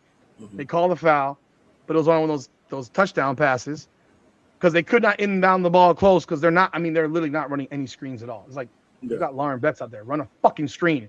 How about you just have Lauren Betts put her fucking hands up in the air and catch the ball? Like it was unbelievable. And I'm sitting here like, does Corey Close not have any goddamn out of bounds plays from end court? It's insane. So Jaquez makes both free throws. It's 31-28. They ran that press, and that press made it very difficult for UCLA most of the game when they started running it. Now, they fell behind by 13. It was 45-32 with like 4 minutes to go. And they got back within 47-44 doing that shit. And UCLA had 23 turnovers in that game. And then Madison Booker does her dribble drive to the rim, gets her shot blocked by Lauren Betts. That would have made it a 1-point game. Mind you, Madison Booker, and I'm going to ask you this question then next. Jordan Lee's in the corner, absolutely wide the fuck open. Their best shooter standing in the corner by herself. And Madison Booker just dribbles all the way to the fucking rim and gets her shit by Lauren Betts. And the game's over. They've lost 3 transfers now. Jordan Lee, Justice Carlton, and Aaliyah Crump, all top 12 recruits over the last 2 years. And I'll ask you this question because it's 2-part. As a teammate, as someone who played basketball, if you have a teammate that's 1 for 18, I do not care if that's the best play. I don't care if that's Michael Jordan. I guess that might be the only exception is if you're Michael Jordan, or Kobe Bryant. But if your teammate is 1 for 18 and continues to shoot the ball, does it piss you off to the point where you might want to transfer? No. Well, 3 of them just transferred. I get that. If that's my guy, if that's my person, and I know what that person is capable of, I want you to be who you are. And now if you're going overboard trying to force it and do it, yeah, of course. But if you're doing that, like, okay, this is just crazy. I'm wide open over there, like, and you're forcing I get that. But if this is what you do and you're that guy, I wouldn't want you to change your game. Like if you were like 1 for 16 and you got an open shot, but you're the person that our scorer, I would expect you to shoot the next shot if you're open, But she wasn't open. She wasn't open most of the time, actually. I mean, she wasn't, and you could see she was so in her own head, like she was shooting air balls from 12 feet. It was bad. Now she could have dribbled all the way out. There was 23 seconds left. They could have set up a real shot. It was almost like she was trying to play the role of hero. And I mean, sometimes, like you said, you get in your own head sometimes, or you get in your own head sometimes. You're like, I can't be this bad. It's gonna turn around because I know who I am. I haven't been this person forever, so the next shot has to go in. Like just the odds say. So then why not? So then why not go get a layup? And I don't mean down 3 with 23 seconds. I mean like, why aren't you attacking the rim for layup attempts instead of shooting 16 footers? Go to the basket, attack the rim, try to get to the free throw line. That's the basics. If I'm the coach, I'm like, do not take another jump shot until you attack the rim and get fouled and go to the free throw line and see that ball go in. Because you're not seeing it go in right now, and it's getting worse and worse and worse. She shot 3 for 23. The team shot 40% as a team without her. With her, they were at 29%. She shot them out of the game. And I'm just sitting here and I can be as forgiving as at least for me, I'm as forgiving as possible because I know I'm not shit. But bro, if you had lost the game to fucking Blanche Lee 51-44 and Peacock went 3 for 23, y'all might be whooping his ass in the locker room, bro. No, man, I can't. That was our guy, man. It was your guy, but at a certain point, get other people the ball. Turn it around. I think. Well, how do you do that? So you think just shoot the ball until the game is over and keep shooting and nobody else shoots? I would like. You took half the fucking team shots. Hey man, I got it going today, P. I got it. You know, that's somebody else taking. How about you back cut? You get me you try to play the role of facilitator. Yeah. I mean, but if you're just a scorer, that's all you know. But you take away somebody scoring, they're like, what the hell else do? Then you might not be. But then that takes up somebody else to be a leader and be like, hey, yo, give me the fucking ball. Let me see if I can make something happen. I got a mismatch today. I got things going. Let me rock and roll. By the way, the comments about money. This isn't about money because Texas has more money than any fucking school in the country, really. Texas is as financially secure as any school in the nation. So this is not a money deal. I am fairly certain of this. There's more to it than money. But I'm sorry. Go ahead. I forgot. I would be like, yo, I would have said, stop, attack the rim. Yeah. Attack the rim. Hey, go attack get to the basket. Hey, you can take her. Get to the basket. Even Steph Curry needs to see a layup go through if he fucking goes 0 for 10. Get to the basket.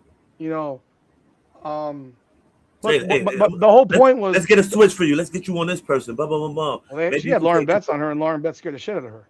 Like Lauren Betts fucking locked her down. That's what I'm saying. When people talk about Lauren Betts was guarding guards, and she was locking them, and she got way quicker from last year. Her footwork around the rim is fantastic, in my opinion. She should shoot more. I think she needs to go into her moves a little bit more quickly, but she's making mid-range jump shots. Everyone's like, she can't shoot from mid-range. A'ja Wilson can't make threes. What are we talking about? She's a fucking 29% three-point shooter for her career. Like, what are we talking about? She's a mid-range shooter. And I'll tell you right now, something you better be really good at that thing. And A'ja Wilson, if she was being guarded by Lauren Betts in the paint, would not get a shot over Lauren Betts. She'd probably block almost every shot she took. That's so she'd have to pull her outside to have any chance of being successful. Well, in my opinion, that's what A'ja had at most 17, 18. But that's her game. But at the same time, I then asked the question, why the fuck did Dawn Staley not employ this press? And I said that in my preview.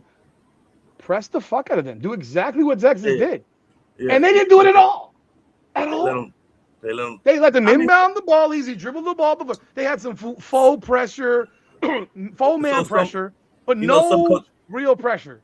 So some coaches go with, I'm going to do what got us here and our thing. Some people can adjust and flip as needed. Like, hey, this is a weakness of the other team. Let's incorporate this strategy. And then some don't. They're like, hey, this is how we do things. Beat us this way. And they got their ass beat that way. Lauren Betts, I didn't say she's better than A'ja Wilson. I said in the post, listen to the words that come out of my mouth. She would have a very hard time getting a shot over Lauren Betts. In the post. She's still 6'7". She's still very long. It would be very difficult for her to score on Betts. Straight up. But A'ja fades most of her shots. If A'ja's standing back shooting 17 footers, we're talking a different game. Talking about in the post. I said that. Like I heard what I said because I know I said it. I didn't I know what I just said. And Lauren Betts is getting doubled and tripled. Lauren Betts is a lot better than y'all folks want to give her credit for. I don't know what the deal is. Maybe it's the sound of her voice because she sounds like a dude. I don't know what it is about her that bothers people. This year she shot better. Like that? Huh? What? I said BG sounded like more of a guy than anybody in history. I don't know. She's maybe because Lauren Betts might be straight. I don't know. You tell me. But yes, but she's shooting like 1-3 a game. Like she wasn't shooting a bunch. Last year she was terrible from 3, or 2 years ago she was terrible. Yes, she was the best she's ever been at last season. Best she's ever been. She doesn't shoot. So let's not act like she's some 3-point shooter. She's not getting most of her stuff from the 3-point line. But I don't know what it is that bothers people about Lauren Betts. And I saw someone say they're super seniors. Yes, everybody's a super senior. Olivia Miles was a super senior. Fucking Haley Van Lith was a super senior. Fucking Sedona Prince last year was a super senior. There's super seniors all over college basketball. So this super senior shit, I don't want to hear it. Raven Johnson was a 5th-year senior. Yeah. I don't want to hear it. They're all older players. That's a big thing in women's game. This is not the men's side. You know, even the men's side, most of the like look at what's happening in men's college basketball. You just had a Michigan team that no one's gonna remember with a bunch of adults. Luxemburg or Lindenberg, whatever the fuck his name is, Yaxiel. That dude's like 23 years old. And I mean, there's people talking about should the Heat draft him? No, because Eric Spoelstra won't play him. He doesn't like to play the rookies. He'd be ready to go like Jaime Jaquez, but no, we gotta sit him on the end of the bench and give it to Bam Adebayo and let him score 7 points and all that other fuckery. like I don't want to hear it no more. Oh my! I don't want to hear it anymore. It's absolutely ridiculous. Like it's ridiculous. So you watch these players. Yes, I'm not completely against the idea that Trump has about having them locked into 5 years and that's it. Yes, we shouldn't have 25-year-olds playing 19-year-olds. We should not have that. I don't want to hear it. And that includes the Miami Hurricanes. Mm-hmm. I'm a Hurricane fan. I don't think Mo Toure should be playing football at 25 at middle linebacker. He's seventh-year fucking player, dude. Because where does it stop? Exactly. Like, what are we doing?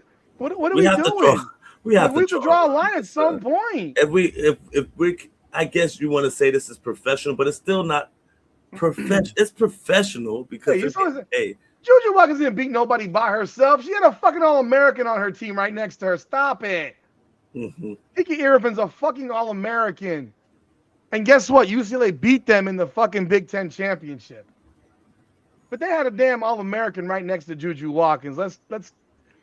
And one of the problems that UCLA had last year was they had 5'4" Smurf London Jones guarding Juju Watkins, who's 6'2". So let's relax. The tight end for the Hurricanes, who was an 8th or 9th year player, should be a doctor by now, and the guy sucked. Like, I don't want to have, I don't want to have this shit. I want to have college players be college players, and we can eliminate these bums who aren't NFL-worthy players and cut this shit to where I got the Hurricanes playing a 25-year-old running back who realistically was the guy that kicked our ass. Yeah. That running back who kicked our ass. He was like running like a grown man. Because he is. This is grown. He is. Like, think about the fact that Malachi Tony can do what he did to grown-ass men. He's 19 and he's 18. And he was 18. He turned 18. He just turned 18. So I don't necessarily have the problem with that. But when Raven Johnson over and over says they were seniors last year. Mm-hmm. They were still seniors last year, I think, based on the rules. So anyhow, let's move on to the next topic at hand. Oh, Chad Baker Mozzarella. Yeah, that motherfucker. Yeah, he's been in 9 schools and he quit this year as well. What was the topic? Shit. Oh, I want to mention something real quick. I saw someone mention Kelsey Mitchell. I want to correct people on this Kelsey Mitchell deal because I know people have been watching some certain videos from some people who are saying Kelsey Mitchell got cored, and that means she's back in Indiana. And that does not mean that. That's absolutely incorrect. What does it mean? It means that they will get something in return if they lose her. She does not have to sign with Indiana. She can sign somewhere else for a supermax. She can sign somewhere else or be a sign and trade or whatever, but she can. It is not that she is stuck. Like, this is not a fucking franchise NFL tag. Okay. But she can sign somewhere else. Get something back. Okay. So they would get something back. What they get back, I don't know. All right. I don't know what they could get back. I'm not going to sit here and say that I do. But she could actually go somewhere else. It protects the Fever from losing her for nothing. Okay. That's what it means. So, people, I know everyone likes to pop out their videos and so forth. I didn't do one on this because I just don't give a fuck about Kelsey Mitchell. I hope she's gone because I don't like her. You don't like the things around her. I don't like the things around her, and I know that she's a part of it. Nick, if you have someone talking shit, we agree. We don't have to go. We talked about this. Yeah, we talked about this. This girl is a. You want to talk about cancerous and toxic? That's toxic too. Rudy, because if it's not my doing, guess what? The first thing I'm gonna do, I'm gonna come out and say, I'm gonna say, hey, y'all might not believe it. Hey, I love Caitlin Clark. Everything about it. That's my teammate. I have no bearings on my family. If y'all want to come to my family picnic and meet these motherfuckers and see how outlandish they are, y'all can come out. But that's no way how I feel. And I'm putting that out immediately, Rudy. Yeah. If I felt the way and my people were saying things, I know it's going to come back to me. Like, I have to come out and say it immediately and fix it. If my wife came out and said, hey, Rudy ain't shit, da-da-da-da, Rudy gonna feel like I feel the same way. I am like, hey man, Rudy, my wife, she be tripping sometimes. You know, I love you, man. Let me put that out there immediately. Let's get this corrected. Oh, I had some wives of friends of mine who said that shit. They did. They really thought that. They didn't say it publicly, but they thought it. They thought it. Mind you, I took care of that guy like I won't even get into it. He's a very close friend of mine. And I was there for that guy more than she ever fucking was before she met him. Trust me on that one. But yeah, so she's not locked into Indiana. So before people gas you up and lie to you or give you half information because they don't actually know the full scope behind it, she being cored means that she can still go somewhere else. That they won't lose her for zero, and that's all. They won't lose her for nothing. The Fever have not announced her resigning because she hasn't. Because she doesn't have to. So I just want to let that be known to people because I know the people in this chat have seen other videos who have said this, and it's not factual. Yeah, they extended an offer to Lexi Hull as well. Lexi. I'm gonna tell you right now. I don't know what they're gonna offer these people. I don't know what whatever. I don't even know what a qualifying offer is for the WNBA, to be honest. But I'm gonna tell you this, guys, before we jump into the next topic. Don't assume that this team is just as good as last year's team. No. Don't assume it. And the reason I say don't assume it. And I'm gonna say this for a reason.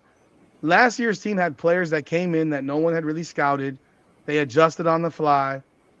And it was really hard to game plan for Indiana, honestly, down the stretch. Because you didn't know who the hell was playing. And Nick can attest to, as a player, if you don't know who's playing, it makes game plans harder. If you're game planning for this person, like what do they do? Who are they? Who did they do? Let's go get the film. Let's go get her college tape. the pitchers who are not seen early on by other teams somehow can get those great teams and kill those lineups. And like, we've never seen this pitcher. We have no idea what he does, right? So, you know, that is something that keep that in mind, that you don't necessarily stand pat. You don't necessarily stand pat. I think that they should be making. Thank you, EMC. I think they won only 24 games. Yes, I understand that. I think you're missing my point. They still finished as the 6th seed in the WNBA. They should be looking for other options, rather. And if they're gonna draft Gabriela Jaquez, she's coming to start. She's not Lexi Hull's backup. And you don't bring back Lexi Hull and Sophie Cunningham if you're drafting Gabriela Jaquez, because Gabriela Jaquez is a better version of both of those ladies. She's a better version of them right now. She's the same player in terms of effort, aggression, all that shit, but she's better than them. And you would get her on a rookie contract, which impacts everything else, over paying Cunningham $700K or Lexi $800K or whatever the fuck. Huh? What? Oh my gosh. Like, I'm gonna take the $280,000 player I got locked in for 4 years, who I know is better than those players. I'm taking her. I don't give a fuck if she's blonde. This is about basketball, you fucking pervert motherfuckers. God damn. Oh, pervy ass dudes, man. You're like the fucking Reese congregation for Reese. Jesus Christ. Man, the little pink thing just hanging. Oh my goodness gracious. You pervy ass dudes. God damn. You want to win a championship for Caitlin Clark? You put Caitlin Clark with the best players possible. Not her fucking girlfriends or Tres Leches bullshit. They're not even Latin, which makes it more stupid. At least if they were all fucking Hispanic, that commentary actually is funny. Yeah. Calling a bunch of gringuita white girls tres leches is so dumb. Yeah. You can want all the blondes you want, Lester. You fucking play basketball to win a championship. 100%. And you're sitting here telling me, here's what's so stupid, Nick. These broads, this will go on the next topic. And I maybe I shouldn't call them broads, but these women, you know, we're gonna skip Michigan UConn because that game was trash, right? You saw it? Horrible game. Okay. Horrible game. I still get emotional about one shining moment, but horrible game. You got. I just turned retarded. What was I thinking? Something. Yeah, I like that comment. If UCLA loses, is Hawkins the thing? No, because you watched one fucking game and Caitlin Clark said Hawkins is going off, and all the fucking idiots for Indiana, like, oh my God, Caitlin Clark wants Gabriella Hawkins. Let's go grab Gabriella Hawkins, even though you got two players just like her. So if you're gonna do that, you get rid of them and you get her on the rookie deal. Otherwise, you go after Tania Latson's fucking ass. You make her your two guard, your off guard with Caitlin that you can flip flop with. Because she's Kelsey Mitchell, she's 5'9", and I mean she's just as fast. She's fast as shit. They fucking destroyed her in South Carolina this year. Horrible. You don't think that horrible. That's horrible. Who she? You think that's all on South Carolina that she dropped from 25? I mean, of course, when you're at Florida State, you're the best player. You get we've seen players who have the green light on one team and they can do what the hell they want. And they get into a team where they have to play team ball or they're around other people who are comparable to their skill, talents, and things of that nature. And they're just not that same player. Which one is it? Latson was a 47% shooter at FSU. Not a fucking 38% shooter. She was a 47% shooter, so 46, something like that. She also handled the ball. She handled the ball at South Carolina. Mm-hmm. Who handled the ball? Her bestie. Who didn't give her the ball? I'll be damned. You tell me to come here. You're my best friend. And you don't pass me the ball. You don't put me in positions to score. Oh, yeah, that's because you don't make nobody better. So I went to your school. My numbers dropped by 10. My value goes down. We don't even win the championship because you didn't get me the ball in the championship game either. Mind you, she was their best player in the Final Four game against UConn, besides her and Agat McKeer, those two. She was one of their two best players. Yeah, I agree. And then in the championship, I barely sniffed the basketball. You think Indiana Fever, they get rid of Kelsey Mitchell and they bring in Latson, that they are championship contenders? I don't think they're contenders with Kelsey Mitchell. I think Kelsey Mitchell's toxic. I don't know that they're. Remember, I went on a limb last year and I fucking went crazy about 38-4 and shit. Mm-hmm. Whatever it was, and 38-6, and that died real fast. I don't trust it at all. Latson's not as good of a 3-point shooter as Mitchell. No, she's not. She's not. But again, you're getting a $300,000 contract, not a maximum, not a super max. So that means you got to build up everything else around it. Then you got to get some depth. Yeah. You got to get. So I need depth. I need players. And I'm gonna go be. I like Skylar Diggins for Indiana, but it probably won't happen. You know, so my question goes back to you on the CBA. They took all this time to get a CBA, and these women are just announcing before the free agency market even opens that they're returning to their teams. And what the fuck were you fighting for? What were you fighting about? Don't you at least want to take your fucking trips and talk to other teams? No, you just want to go right back? I mean, you just want to go right back? Like you're not even making them earn your shit back. You're just saying you're doing this. But Rudy, we know these deals that people be comfortable. They're comfortable.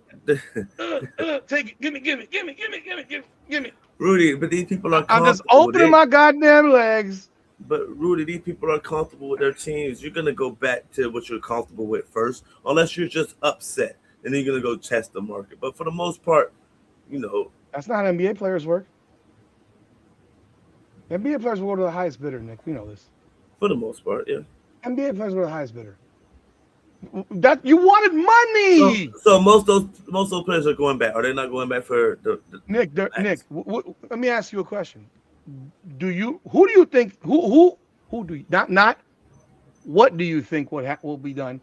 Who do you think is a supermax player in the WNBA? We're not counting Caitlin Clark because she's not eligible for it. Asia.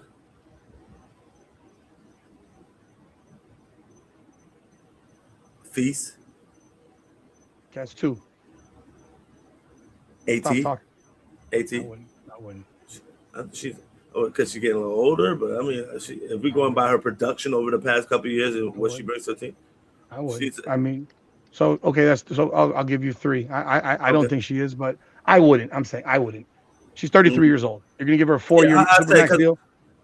I'm saying because of her age, but I mean, she looked like one of them bully, brolic chicks who will be doing that till she's. I mean, Satu Sabli has also already said goodbye to Phoenix. At least she individually said, "I'm out of here." She's not a max player either. She's not close. She's not, in my opinion, but she might be considered that by these people in this league. Yeah. So, but you got three. You got three. You think Brianna's a super max player with her broke ass knees? Not no more. She's one of the people that announced that I'm going back to New York. It doesn't matter what happens. Of course. Sabrina Ionescu's announced. But she's gonna get. But Brianna's probably gonna get close to supermax. But no, she's gonna get the supermax. Forget close. Exactly. She's gonna get it. But the thing was, she announced it before they even opened the free agency market. Not even the free agency hasn't even started yet. But you can't do that in the NBA, Nick. But what does she need to shop herself for? She's gonna get the most. She's gonna get her supermax for the team that she's comfortable with. But they don't announce it in the NBA until, first of all, it's not announced by the players. It's announced by media members who say sources have told me that XYZ player is this. No, these dumb bitches are jumping on social media podcasts and announcing, I'm going back to New York. We're not even eligible to be involved in free agency conversations yet, but I just did a CBA and I'm a vice president, and I'm literally telling you that I just violated every CBA fucking rule that I just negotiated. Usually, and I told you that I'm going back to New York. Usually when you sign back with a team or you're going back to the team, the media be like, hey, hold off. Don't say nothing until we announce it. That's all I'm saying. You tell me the Liberty and tell, yo, Brianna Stewart, we're going to give you the fucking money. Shut the fuck up. Sabrina, we're going to give you the fucking money. Shut the fuck up. And these two dumb broads jumped on social and immediately told the fucking world. I mean, my God, I swear to God, they're my son Dominic. Can't tell him shit. Tells it in 5 minutes. These dumb broads who just spent, and one is a VP, and she's sitting here telling the world that she just broke every goddamn rule of her own CBA where she's the vice president. I mean, you can't make this up. This is insane. I mean, am I crazy? No. No. You also, to me, because if I'm the Knicks, if I'm the Liberty now, I say, wow, she just did that. Okay, the Liberty, she just did that, right? Well, you can take it away. Yeah. You're not doing shit. Shit, man. Yeah. This is just a cornerstone player. Nick, they just had a balloon company put out a fucking photo of Nneka Ogwumike visiting the Minnesota Lynx. That's why we know that Nneka Ogwumike is visiting the Minnesota Lynx. Because a balloon company put photos on social media of this. Not the Lynx. When does the free agency officially start? It's open now. Okay, cool. But they were announcing before it was even open. Before you were legally allowed. They don't have a legally tampering period going on. That's what I'm saying. It could be called tampering, right? It could be tampering. They got legal tampering in leagues now. It could be tampering, right? If you're announcing shit beforehand, before you're supposed to be talking about it. But it's legal tampering. They have legal tampering. Yeah. How's it legal tampering? Tampering's not legal. The CFL got legal tampering. Oh, okay, that's crazy. So it's like a week before you can talk to tamper and talk to players. It's legal tampering. I don't get it. Why just not start fucking free agency? And now apparently it looks like Skylar Diggins is leaving the Seattle Storm also. If I'm the Fever, I'm going after Skylar Diggins because she's a veteran point guard. a legitimate point guard, the type of and she's fine as shit. And I don't gotta listen to all, he's fine as shit. But then on top of that, she's actually a ball player who shoots about 40% from three. She can actually take some point guard headache from Caitlin Clark at times. A real point guard, not and a real point guard, not Kelsey. Not one of these stopgap bullshits. So Skylar Diggins would understand that my job when I'm running point is to get Caitlin Clark the fucking basketball. Because even if Kelsey Mitchell has the ball, we already know when she has the ball, it's just all about Kelsey Mitchell. So they actually need a point guard who can actually, hey, Cece is over there. She's wide open. Let's get her an open shot today. Let's not have her have to force every fucking shot off of a step back jump shot to get her points. Let's get her an easy one every now and then that she doesn't have to create her own. The next BKFC stream EMC will be next the 17th of April. What day is that? That's next Friday. BKFC 88, Kamosi versus Esteban Rodriguez. It'll be next Friday night. Okay, so be on the lookout for it. Appreciate it. I'm not doing this week's one because it starts at 11 o'clock at night in Honolulu. I will watch it, but I'm not doing a live stream on that. But yeah, April 17th will be the next live stream for BKFC 88. It's a championship fight.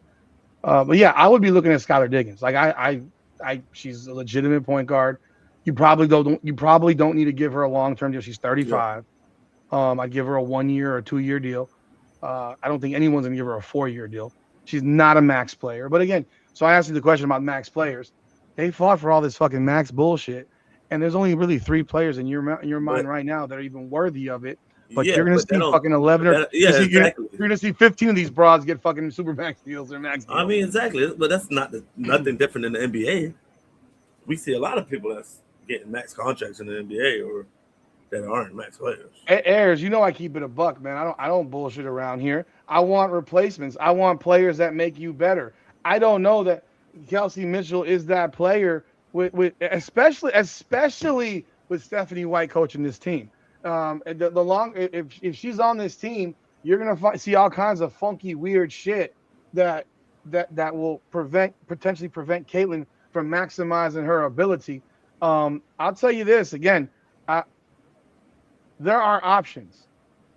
If you want to stand pat at what you got, remember what it looked like last year when Stephanie White was coaching Caitlin Clark. They did not look that good. Yeah. They were better than they were without her, but they did not look that good.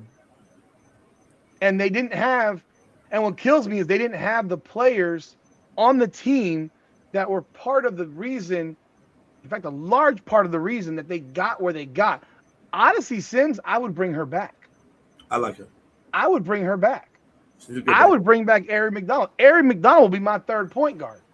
She'd be on the bench like Sydney Colson, but she'd be a third point guard who can go, who's been here. She might get a couple minutes every now and then, just because of her defense, little stuff like that. Like this whole mentality this whole mentality that exists within this franchise, it's almost like you don't really want to win.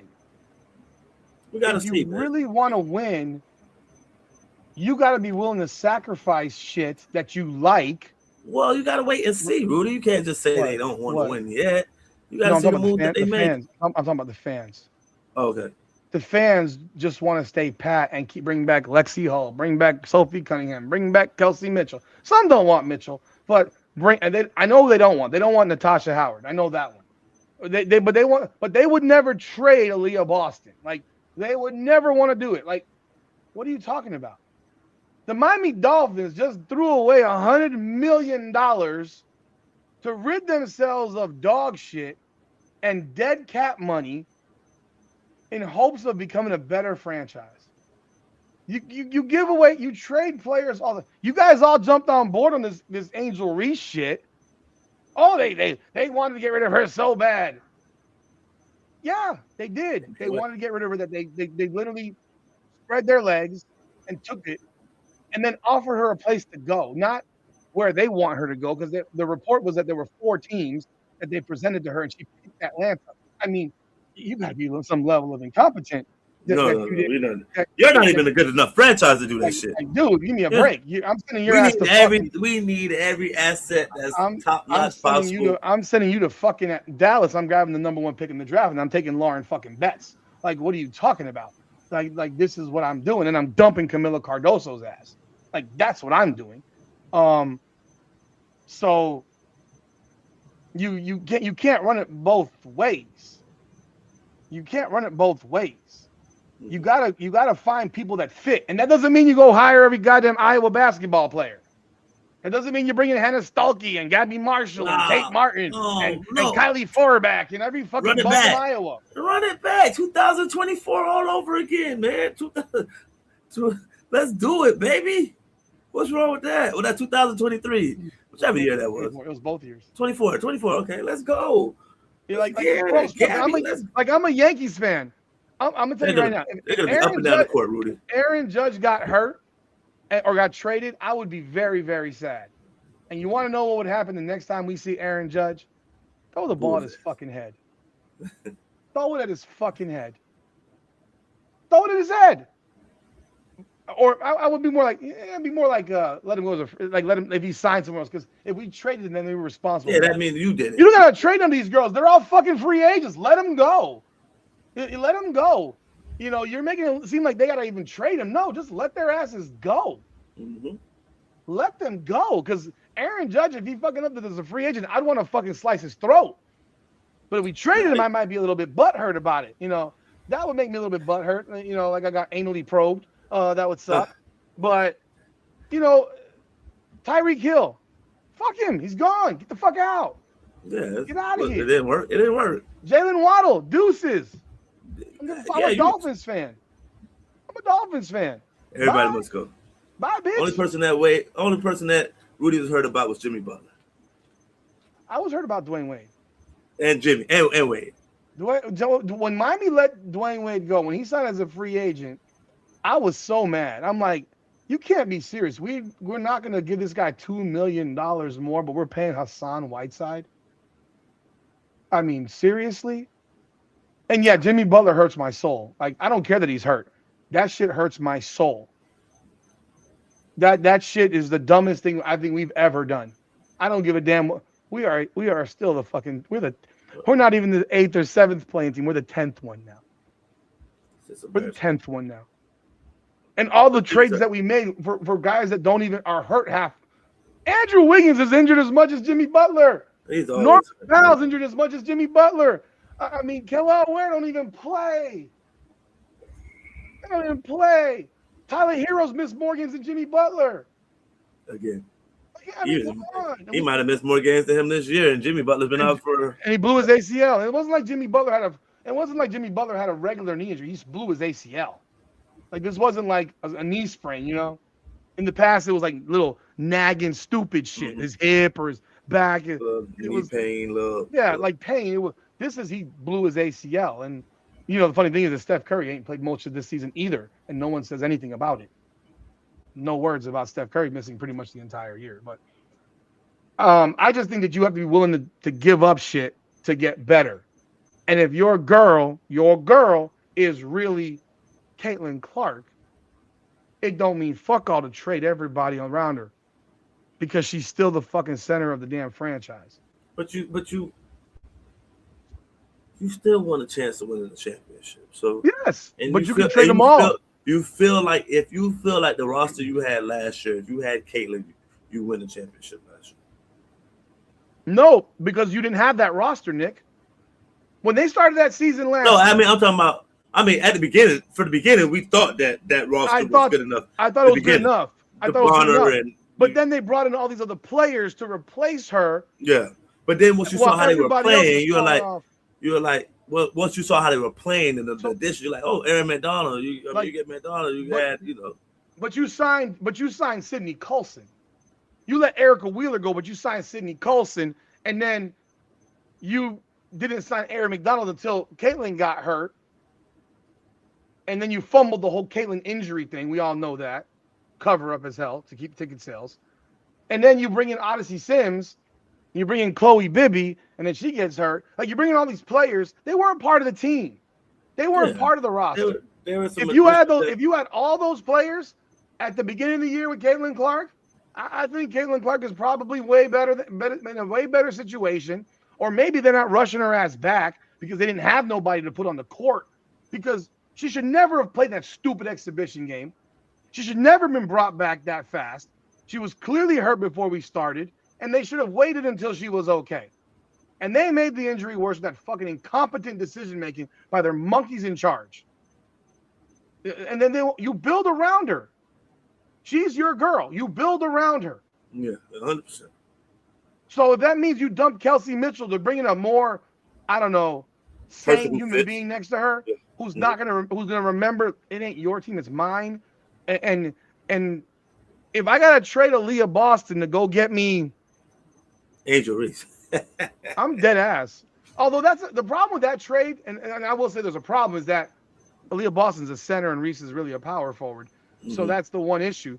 But if I can trade Aaliyah Boston for Camila Cardoso, I fucking do it. You would do that one? I would do it. Because give me a second. Because Aaliyah Boston she's not tougher than Camila Cardoso. Camila Cardoso is still all of 6'7" and big as shit. Large woman. Is a big ass woman, and I would make that deal. She's relatively around the paint, not shooting jump shots. Like, why do I need to see Aaliyah Boston jacking fucking threes she ain't never gonna make? That should be hitting the side of the fucking backboard. That should be like what are we doing? Bad misses. It'd be bad misses every time she. Yeah, and I like the idea of Azurá Stevens. I really do. I like the Azurá Stevens idea. I think it's a great idea. If she wants to be in Indiana, you go after her. You let Howard go, or you bring Howard off the bench. But you damn sure if you can bring in Azurá Stevens, who's an athletic 6'6" big, who can go on the perimeter, make jump shots, and can do a lot of good stuff for you. And you either let Howard go or you put her off the bench. But you're not winning a title. And I'm being real, I don't think they're a better team than Atlanta. If they bring everybody back, I don't think they're a better team than Atlanta. Mm-mm. Because I don't know what Stephanie White's going to do with Caitlin Clark in her role. She got to figure it out. But yeah, but we've all seen some of the figuring throwing her ass in the corner as if she's the third option on the fucking team. I mean, sometimes that's giving her a break. Sometimes, like I told you, she's so impactful. When you throw her on the corner, her person is nut hugging her. So you have more floor spread out for Kelsey Mitchell to do her thing, little things like that. You're basically playing 4-on-4 basketball like that. And by the way, Atlanta, Brianna Jones is injured. She's out for the year. So I didn't know that she was out for the year. She's out for the year. So she's not even playing. Yeah. She blew her knee overseas. Yeah, she's out for the year. That's why they keep putting up Brittany Griner, and I'm like, she suffered a torn meniscus in February of 26. She's out for the year. Damn.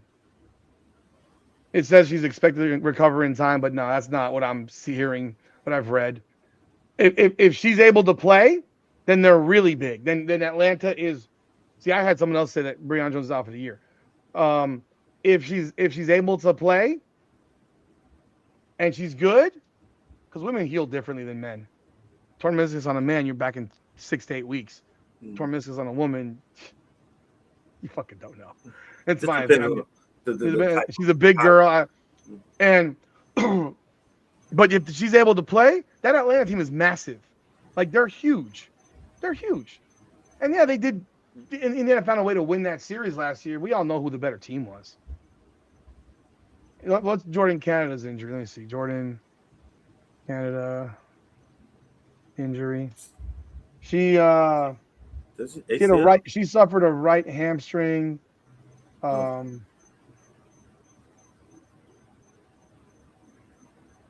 it says that she suffered a right hamstring injury in August, but she played. That was the Olympics. Let's see, injury unrivaled. She was an unrivaled. Right lower extremity injury, playing for the Laces. It doesn't say specifically what. I don't know what it is. And you know what? They got their 13th pick. They could draft Raven Johnson. I think Ryan Howard has got her greatest. I think Ryan Howard has her greatest asset. Oh, Angel Reese catching her rebounds. Yeah. Angel Reese catching her bricks and getting her rebounds. So I think that's a great thing for Ryan Howard, is that she's gonna have someone that can grab rebounds for her, and then kick it back out there to shoot another miss. Then grab. I mean, y'all gonna make you got the me bound T-shirt. They're gonna have the Rybound T-shirt. The Rybound T-shirt is coming because she doesn't have a lot of rebounds off of Ryan Howard missing fucking wide open shots. Just like Dennis Rodman with Michael Jordan in 1996 all over again. Yeah. I know Michael Jordan shot 36% from the field. Yeah. He's 5 for 19. Oh, you got one game, so you fucking go for one game. 6 for 19 in game 4. Okay. Great. They won the championship. Okay. Because Dennis Rodman. Yeah, the Dennis Rodman is the reason they won it. Sean Kemp said it. I'm glad that Sean Kemp thinks that. Great. I'm happy for Sean Kemp. I'm happy that Sean Kemp thinks that Dennis Rodman is the reason the Bulls won the championship. And they should have given him the MVP. They should have given him the MVP of the series. Huh? That's what people are saying. That's what who's saying? People. Who are people? Some intelligent people. What you? Sean Kemp said it. Sean Kemp does not come across as intelligent. Does he even have a high school diploma? Who cares about a high school diploma? He's intelligent. Isn't he the same guy that was shooting somebody for some fucking and he went to jail for dumb shit? Yeah, okay. He ain't that fucking intelligent. People go to jail every day, B. Have you? No. All right then, shut the fuck up. And my most unintelligent day is when I went to jail. So. You? Yeah. Oh, you're a rebel, Rudy. 1997. You're a rebel. Yeah. So yeah, my most unintelligent day was that day, the decision that I made to put myself in that position. Huh? You went streaking. No, I wish it was that. Times I see you take your shit. Huh? I wish it was. I wish it was that. It wasn't that. That's the dang shit. Yeah, Kemp is alive.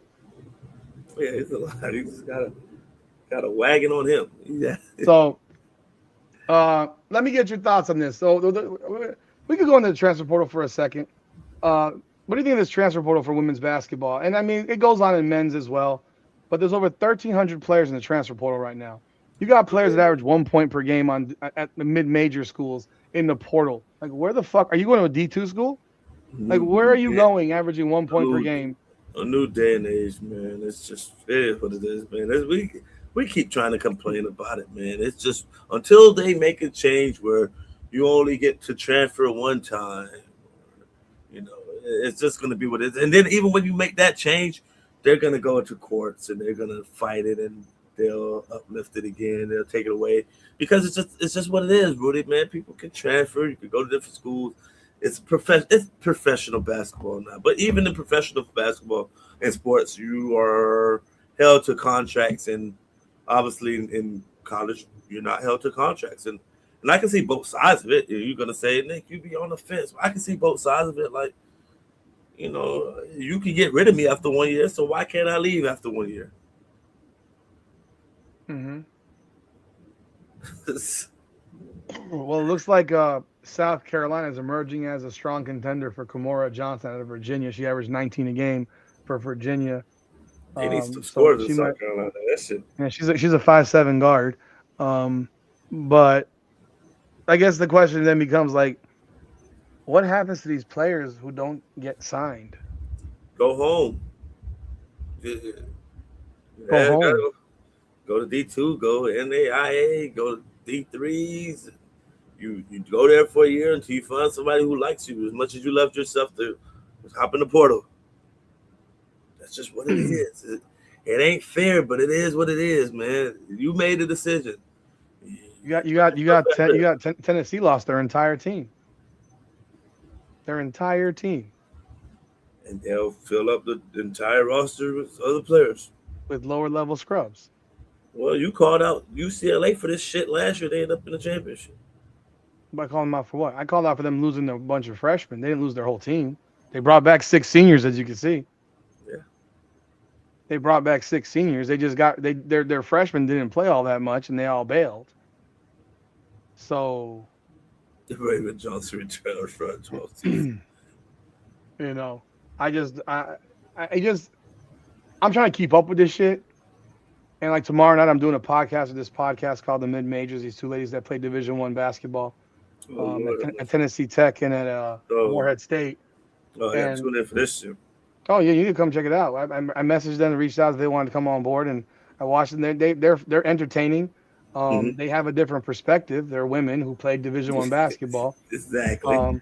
They probably have a whole lot more knowledge than I do about Division I women's basketball. Of course. And I'm definitely gonna be asking them questions about the cattiness and the pettiness and the fuckery that makes a girl want to leave a program that just went to the Final Four, who as a starter, 3 of them for Texas. So I definitely do have questions about that and what their opinions are. But I've heard them say the same thing about the transfer. Like there'll be people that have nowhere to go. Like you entered the portal and you will have nowhere to go. So I mean, usually, if you enter the portal, you should already have something discussed with somebody that you're in tune with. Man, Nick, I average 0.03 points per game like Stephen A. Smith. I'm going to North Carolina. You're probably not going to North Carolina, but if you what are we talking about, man? Like a high recruit, you'll probably you'll land on your feet. Now the other players who are at lower schools probably won't end up on their feet. I just think it's a very dangerous game that they play, and I don't like it. And I also think it destroys rivalries as well. This Michigan men's team, we have no idea who's on. Tell me who their starting forward is. I don't know college basketball anymore. I don't know these people. But you did. But at one point, you did. Once upon a time, you knew these. I did. You knew once upon a time, I could tell you every starting 5 of the top 25. Yes, I knew Jimmer for that. I knew that roster. I couldn't tell you the Miami Hurricanes starting 5, and I was covering the fucking team this year until about a month and a half in. I kept calling Trey Donaldson True Washington. And I actually called him Trey Washington and True Donaldson. Yeah. And they both have the same hairstyles. We lost that aspect of the game. We loved we lost the rivalry. Remember the Duke UNC games? Those used to be. That was monumental. Greatest basketball you ever seen. You had to watch that game. It was one of the best rivalries. The crowd, the hype, the players who were in it. The J.J. Reddicks, the Carlos Boozers, the Rashawn McCants, the Ray Feltons. These the Sean Mays. This was. Oh man! Do you think about this? Did you know this? The guy who just got named, the guy that just got named MOP of the Final Four, Elliot Cadeau, was on North Carolina's team last year. For real? He was UNC's point guard. Oh.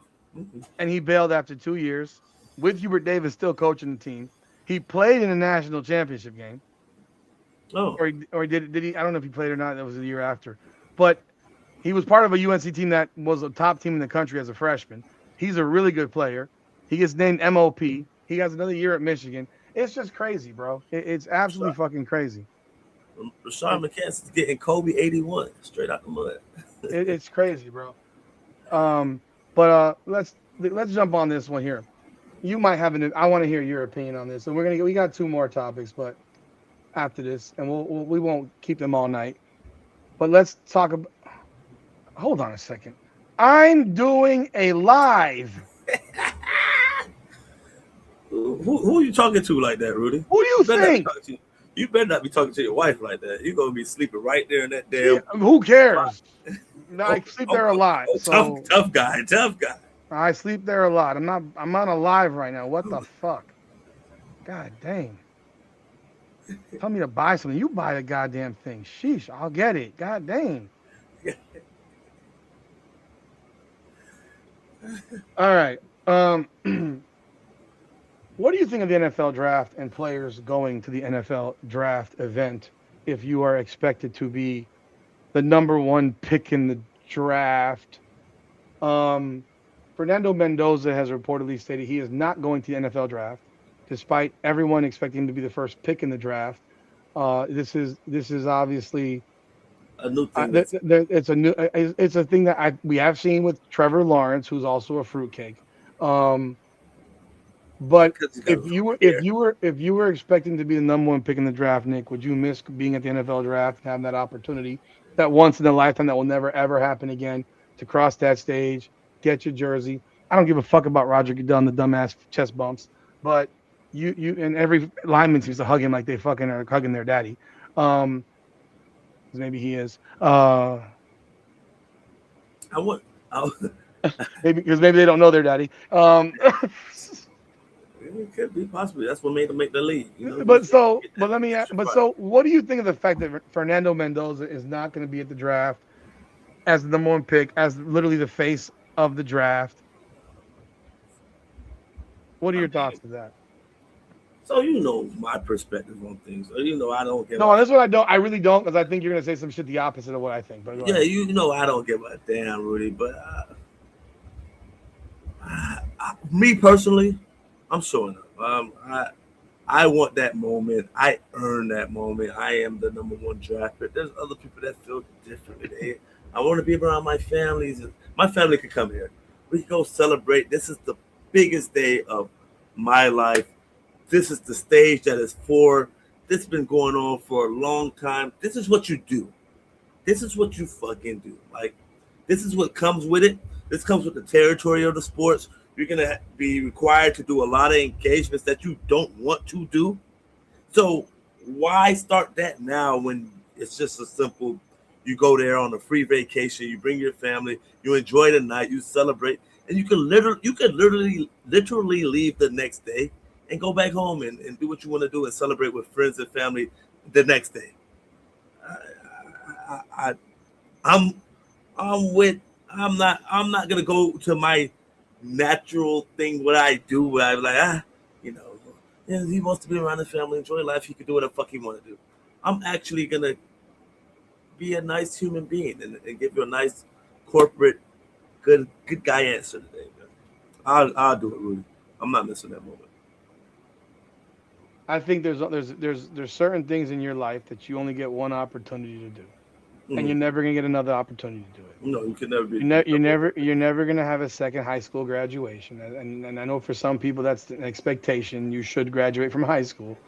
There are people that come from families that is a massive success in their family. Especially I find it weird, but in their family, it was a thing. There are certain people that find it, to be something special, right? Mm-hmm. You have so certain once in a lifetime moments. You don't know that you're going to be a good NFL player. You don't know that this might be the greatest moment of your NFL career. There are plenty of guys who crash out in the NFL, who fail. And you might not be in the league in 4 years or 5 years because you just suck that bad. There's plenty of quarterbacks that have been just like that. You know this. You have the chance to be something that only happens one time for one person every single year in a draft. Be the number. And look, if you don't know if you're going to be drafted, like in the first round, like if you're fringe, like I'm number 28, 25, maybe I end up in you stay home. You save your fucking money. You don't need to spend all the money to be up there because it's not free. You don't go for free. You're not going for free. They'll fly them up. I don't know that they fly everybody. I don't know they fly like the whole clan. The people that they invite. So they have a list of players. They might have you. You might have your agent, and then maybe two people, but you're not gonna have a tape. They have those rooms now where they got 30 people in there. Like, I ain't paying for 30 fucking plane tickets and hotels and all that. It's a cap. It's a cap. I just said Lawrence wasn't at the draft. He's a fucking fruitcake. So that's what I think of Trevor Lawrence. He looks like a girl. Because he got long hair. That's what you thought about me. I saw a girl that looked just like his ass, by the way. I didn't have to ask anything. I literally fucking said it. I didn't have to ask it. I said it. I knew Trevor Lawrence wasn't at the draft. What are you talking about? Oh my God. I said it literally 2 hours ago in the beginning. But you are the face, and this could be the greatest moment of this is the greatest moment of your life. I don't give a fuck. Like because once you're a pro, now you're a pro. Now it's work. So I think it's a bad look. But at the same time, the claim is that his mom has MS, and so it's hard for her to travel. Mind you, she went to every goddamn playoff game that he played in, including the national championship, which was here. But she went to the Rose Bowl, She went to the fucking whatever bowl. Yeah, she went to all three of the bowl. She went to the 2 bowl games on the road. You're talking about a guy that can get a private plane. She's not flying fucking commercial. He's gonna get a gazillion-dollar contract. Get this fucker. The Raiders can pay for a private plane to fly his mom because the fact of the matter is she not gonna show up to his opening press conference, which literally happens the next day in Vegas? They do the introduction the next day or 2 days later. So you're not gonna fly there and be with your son on the next one time ever event? Maybe not that one. Mendoza comes across as a fugazi to me, with all the fucking church bullshit.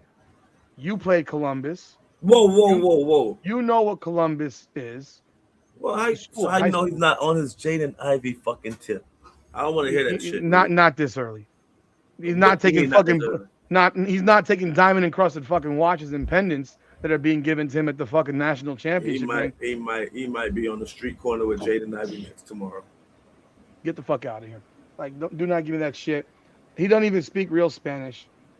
He sounded like a gringuito fucking American at the Heisman with his political fucking speech. You know, he sounds less Cuban than I do. And again, I coach Columbus guys. He didn't go clutch one against Miami. He wasn't the reason that they beat Miami. Are you fucking kidding me? He wasn't the reason that they beat. He threw for 186 yards. He was fucking J.J. McCarthy. Timely back shoulder throws. Yeah, exactly. Yeah. Great catches, not great throws. Where's the great Carson going? He's projected to go the first pick of the 3rd round. That's the projection right now. And that's awesome to me. Let me ask you, Nick. Why do you think Tim Tebow didn't work out in the NFL? That one is. So I believe he could have played the first 3 quarters of the game, probably the biggest part of it, and then he realized he wasn't good enough. I don't think it was the religion part. I just think he wasn't good enough. No, I'm not saying it was. I'm talking about. I'm asking you. He can throw the ball.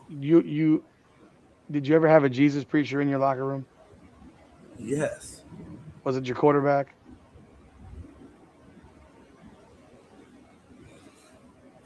No, you think it's so long? No. I didn't have I had like a. Who was the Jesus preacher in the locker room, Nick? And what did y'all listen when that man started talking? Shut the fuck up. That's what y'all said. Shut the fuck up. So that's what I'm telling you with the whole Jaden Ivey thing. Great. And you know what? This guy's the quarterback. You're about to go give him fucking $60 million. You're about to give him $60 million for 4 years. Are you sitting here telling me that you want to have this fucking weird-ass motherfucker as your QB? No. It's because this all shit is an act. That's my point. This is an act. It ain't real. It ain't real. It's a character. He might as well be in the WWE. You can't call out that. He would be a WWE character in a priest robe with a fucking a rosary and a Bible. They said that about Tebow also. Yeah, and he didn't last in the fucking. And you know what? He lasted what, a year in the NFL? They said Tebow was out there having whatever. No, he was a virgin until he got married. They said. I'm asking you. He's a character. He was not. And fucking Indiana's defense was elite, and their running game is why they got there. Their running game carried them there. I know a lot of people that went to Florida. Huh? What about? What? I know a lot of people. So you think Florida? You think he was smashing in Florida? I know a lot of people that went to Florida. I'm asking you. I have a lot of friends that went to Florida. Okay, so answer the question. Yes. Yeah, so all that shit was a lie? That's the word. I heard that from multiple people. Okay, so then again, Tim Tebow was a character too. He was a fugazi. He was a homeschooled boy that the second you put pussy around him, pussy won. Do not tell me that Fernando Mendoza is a virgin preaching as this perfect choir boy on every stage where he's thanking God 16 times a minute. You know, I'm actually happy that he's not going to the goddamn job. So I gotta listen to his fucking lengthy-ass fucking Jesus speeches because I'm sick and tired of hearing it. He went to Columbus. I know dudes at Columbus. Columbus dudes don't act like that. That's the Belen Jesuit crew. The Columbus dudes are jocks. Columbus dudes cuss. Columbus dudes do all the damn dirty shit. Don't sit here and tell me. So yeah, I'm not rolling with this shit. And people are saying his mom. People are saying I'm gonna sound real insensitive, but I'm not. His mom is not dying. Like, we need to stop this shit. There's no reports that she's dying. She's like 50 years old. Yes, she has MS. They live to 75, 80 years of age. You telling me that his mom is never going to go to a game in Las Vegas? Ever? Rudy, the man has a right not to go to the shit, though. He don't have to go. Face of the league, face of the fucking draft, Nick, whatever. We have a right to do a lot of shit. That's true. This is not obligation. They would have made it an obligation. No, you're right. We have a right to do a lot of shit. But it doesn't mean we do it. You have the right to go to work in underwear and flip-flops. Do you do it? No, you don't do it. You have the right. It doesn't mean you're not going to have repercussions for it. But you have the right. We got the right to do a lot of shit. Why did it sound like my Jaden Ivey speech last week? What? I'm just saying. It sounds like what I said about Jaden Ivey. I didn't sit here and say that Jaden Ivey isn't a crackadoo. You said you were going to go to church with him tomorrow. No, I did not. I ain't been to church but one time in the last 5 fucking years. Like, stop it. Is that what the lady passed out? Man. Yes. You know what? You step the fuck off. It's my fucking opinion. You don't like it? I don't give a fuck. Give me a break. You guys don't hold no one to nothing. There's no standards anymore in sports. Everyone's a pussy. Everyone transfers. Everyone's this. There's freedom of everything. Freedom. We're free to do whatever we want. So you know what? I'm free to sit here and tell you we should. The Raiders should say, I ain't. First of all, Nick, if this was last year's draft, Fernando Mendoza would be a 3rd round pick. He won't get cut in Canada. He never got to Canada, probably. No, he can't play quarterback in Canada. I'm telling you. Nick, he can be if this was last year's draft, Mendoza will be a 3rd round pick. Yes. He's a 1st round pick in a shitty QB draft. Yeah, because all the QBs suck. Well, we knew that though. But that doesn't mean you sacrifice your fucking franchise to draft him. Well, they already have. I just signed Kirk Cousins. I'll start Kirk Cousins for a year. I'll suck again.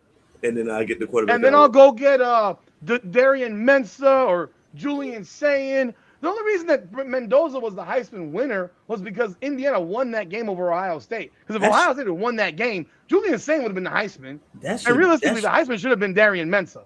That should be the move. I'm actually going to make a post about that.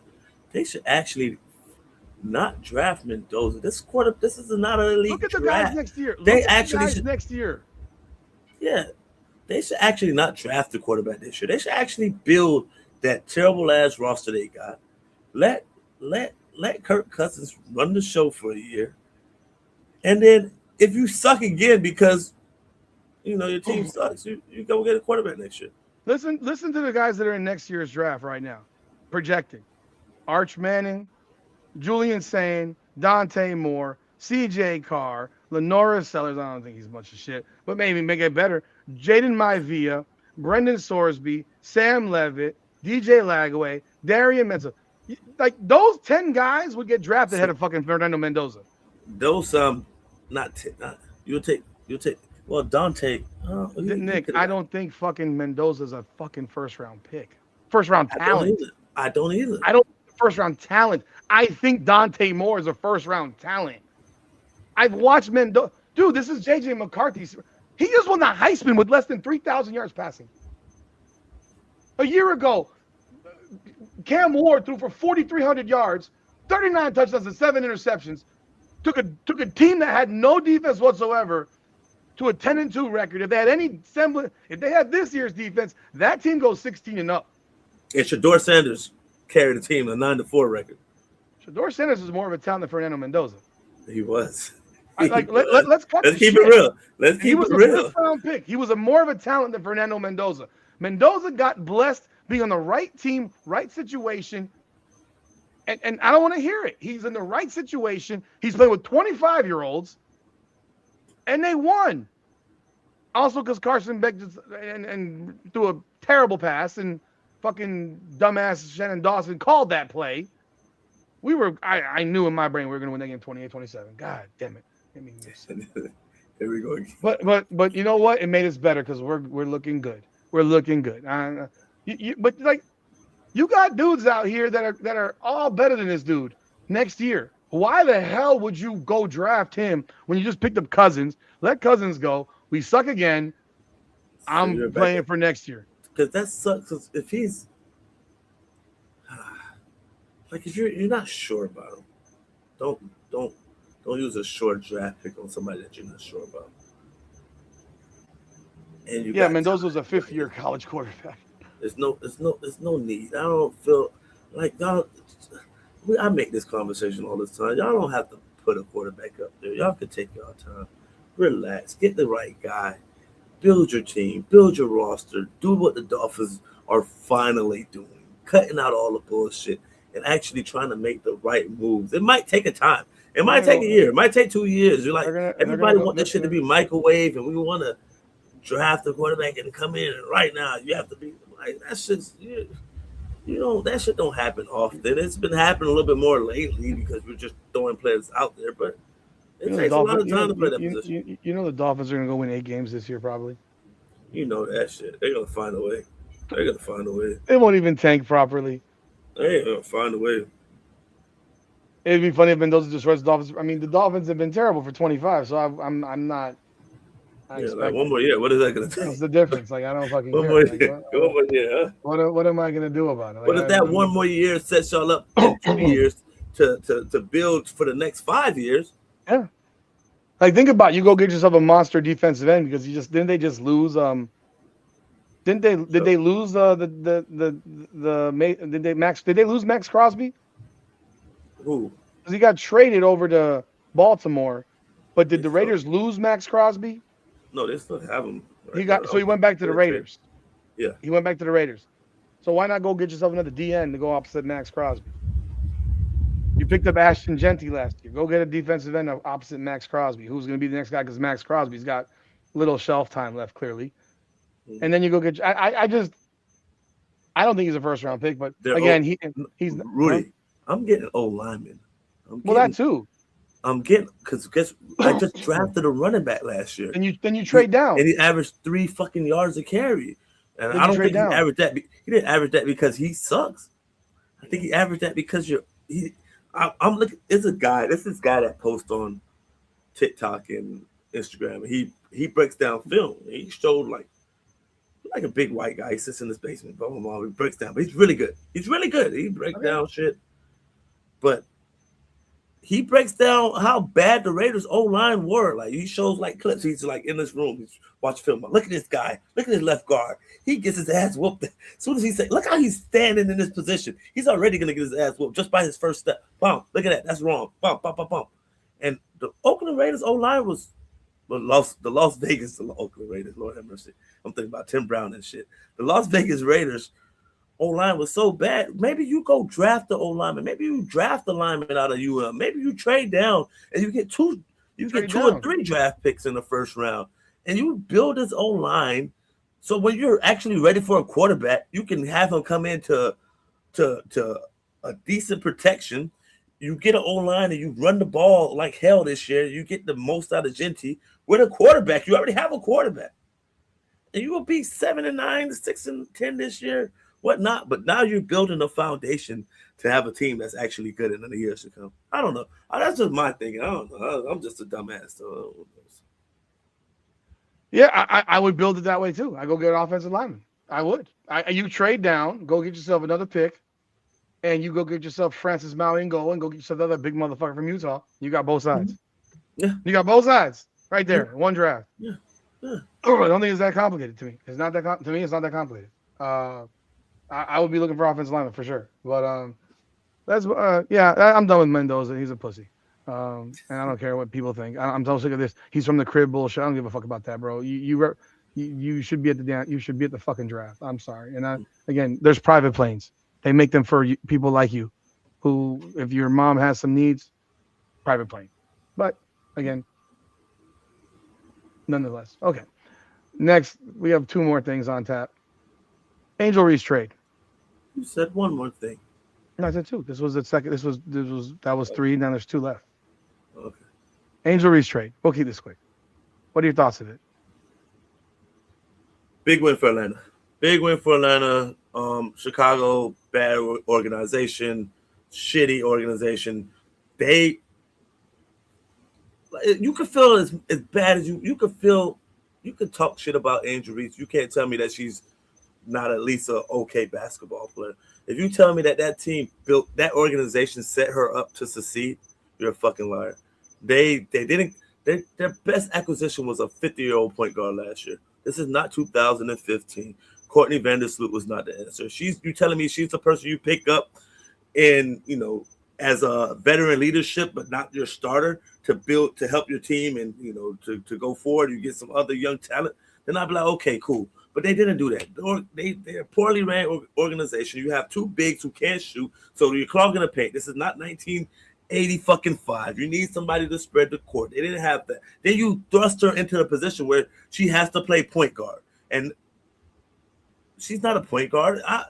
You should be happy that every now and then that she could take the ball out of your point guard hand, and that should be a plus. But this is a team that you built in Chicago, so I'm not gonna keep harping on Angel Reese. You can tell me her attitude sucks, and I could agree. That moment she does have a sucky attitude, but now you tell me that this person right here is going to go to the Atlanta Dream and going to be a third, fourth, fifth option, and she can do what she has to do, and she don't have to be relied on to be the number one option like she was in Chicago. It's a win, man. The Chicago organization is full of shit. Ran badly. They got, they win a champion. They get far a few years ago, and they dismantle it. They ship out Kennedy Carter. They ship out their head coach, who actually was able to deal with Kennedy and deal with Reese. And it's just all bad over there. I think it's a good move for Angel. I want to see how this goes for her. I would love to have seen her in Indiana. I don't know how that happens, but it'd have been fun. But I think the rivalry is better when they're opposed from each other. People gonna say, "Oh, they play different positions." It's a fucking rivalry. It's fun. It's entertaining to get people going. It gets the crowd into it.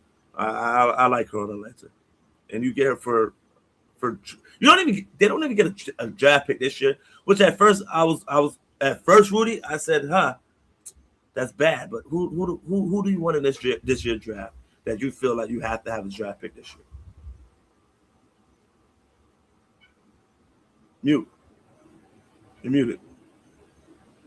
It's not that. It's that the draft pick that they're going to get is somewhere between 11 and 15, more than likely, because Atlanta's going to be a really good team. They'll be a top 4 team in the WNBA. Maybe you got insight. Maybe you got insight that Angel Reese is a fucking team obliterator, and she's going to go fuck everything up. Okay, well then if that's the case, then you end up with two picks. But the thing is, the WNBA draft is not done the way the NBA draft is. It's done based on 2 seasons of records. So it's combined of your 2 years of records. So they could be terrible this year, and they still wouldn't have a top fucking 4 pick.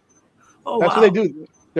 Their draft is based on the lottery stuff is based on. I've been wondering. Okay, that makes sense. Yeah, that's why you have certain teams getting picks over and over again, because they combine 2 seasons to determine your lottery each year.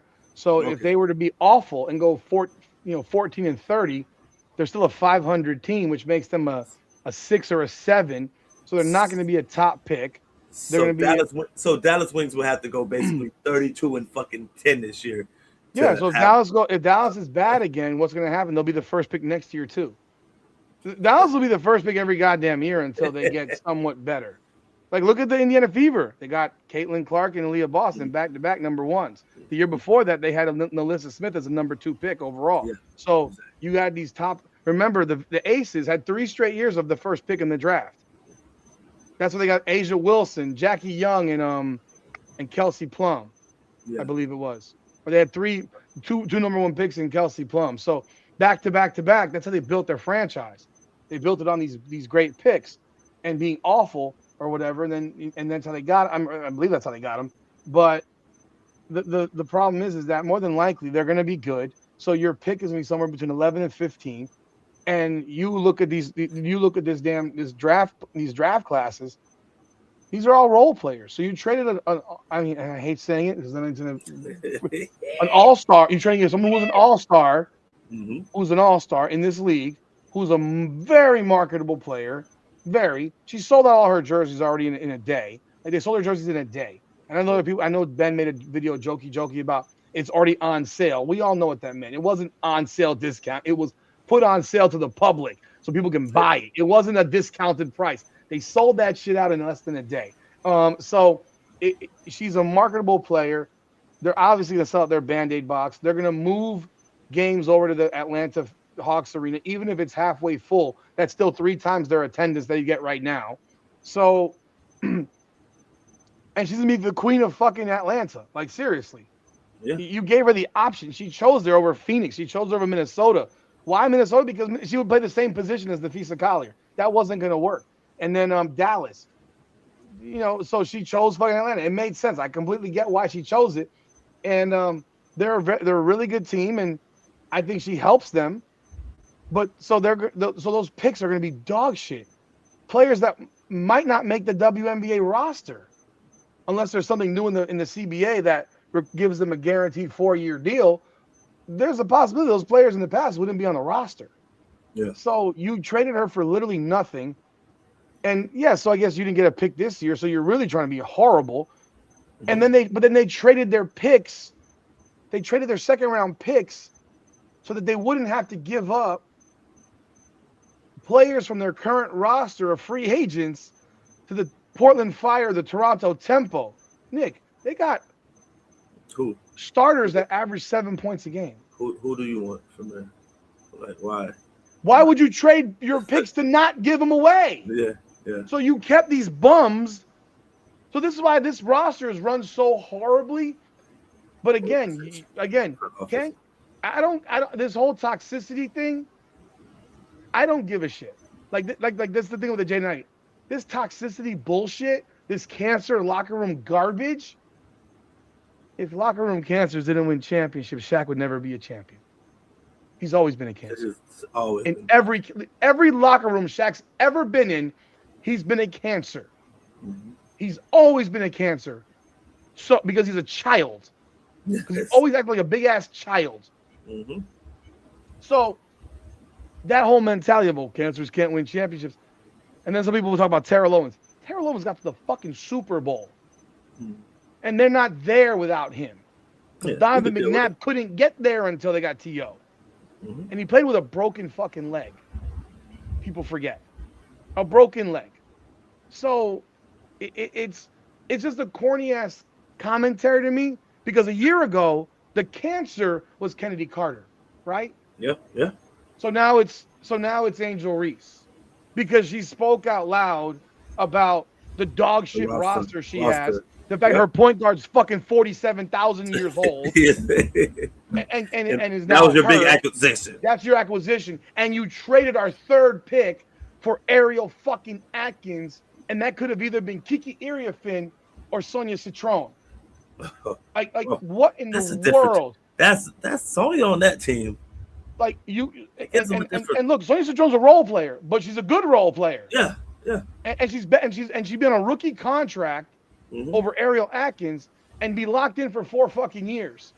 And she's younger, and Atkins is washed out. That's how you build a team. That's the Vegas Aces. And then who they draft last? And then who they draft last year? They drafted Haley Van Lith.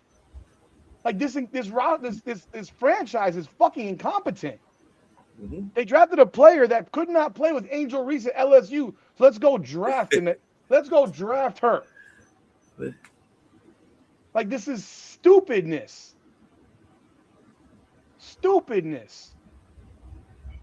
I'm sorry. This shit. This is stupidness. So everyone is a problem, but there's other players that have come out publicly after being gone, leaving Chicago, and said this franchise is run like shit. Yeah. But now, because Angel did it at the end of the season, it's a big fucking deal. And then it said she quit. Quit what? She got hurt.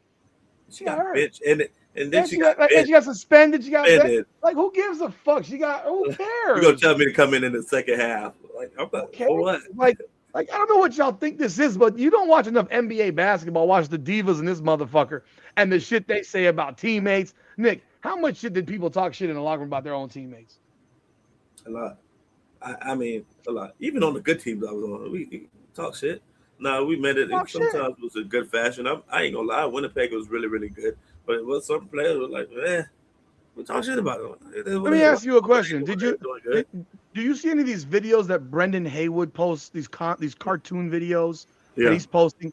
They're hilarious. This guy's got a story upon story about fist fight upon fist fight in the locker room. Yeah, it happens. So she said some shit you didn't like. Grow the fuck up. Grow up. Courtney Vanderson, if your feelings are fucking hurt, so what? You're 37. You shouldn't even be in this goddamn league anymore. You're an example of the problem with the league, that you're still in it. Because they won't let you go. I think you're a scrub. It's an old veteran leadership. Yeah, like, number 11 guy on the roster. Not starting. No. Not your starting point guard. Oh, let's get Courtney. Right? 2014? 2017? 18? It's 2026, guys. I mean, what are we talking about? Because based on player commentary, just so you know, just based on player commentary from many players in the league, Indiana's the most racist goddamn city on the planet. I'm sorry, Indianapolis, most racist city on the planet, the most racist fans on the planet, and they'll still go play there. Mm-hmm. Like, what are we talking? Like, what? We watched Indiana give away Dianna Bonner for nothing. Here. For nothing. For free. To go play with her wife. This league is unserious in how it carries itself. So we were just in the situation, Nick. We thought we would get Giannis. So what did Eric Spoelstra do? He did what? He benched Kel'el Ware, and then we're in this conversation for Giannis. Oh, no. I got to sign off the turd that I made a turd and tell you how great Kel'el Ware is. So you'll trade me Giannis. You want to know who the Heat should have traded for fucking Giannis? Who? Bam Adebayo. I ain't mad at that.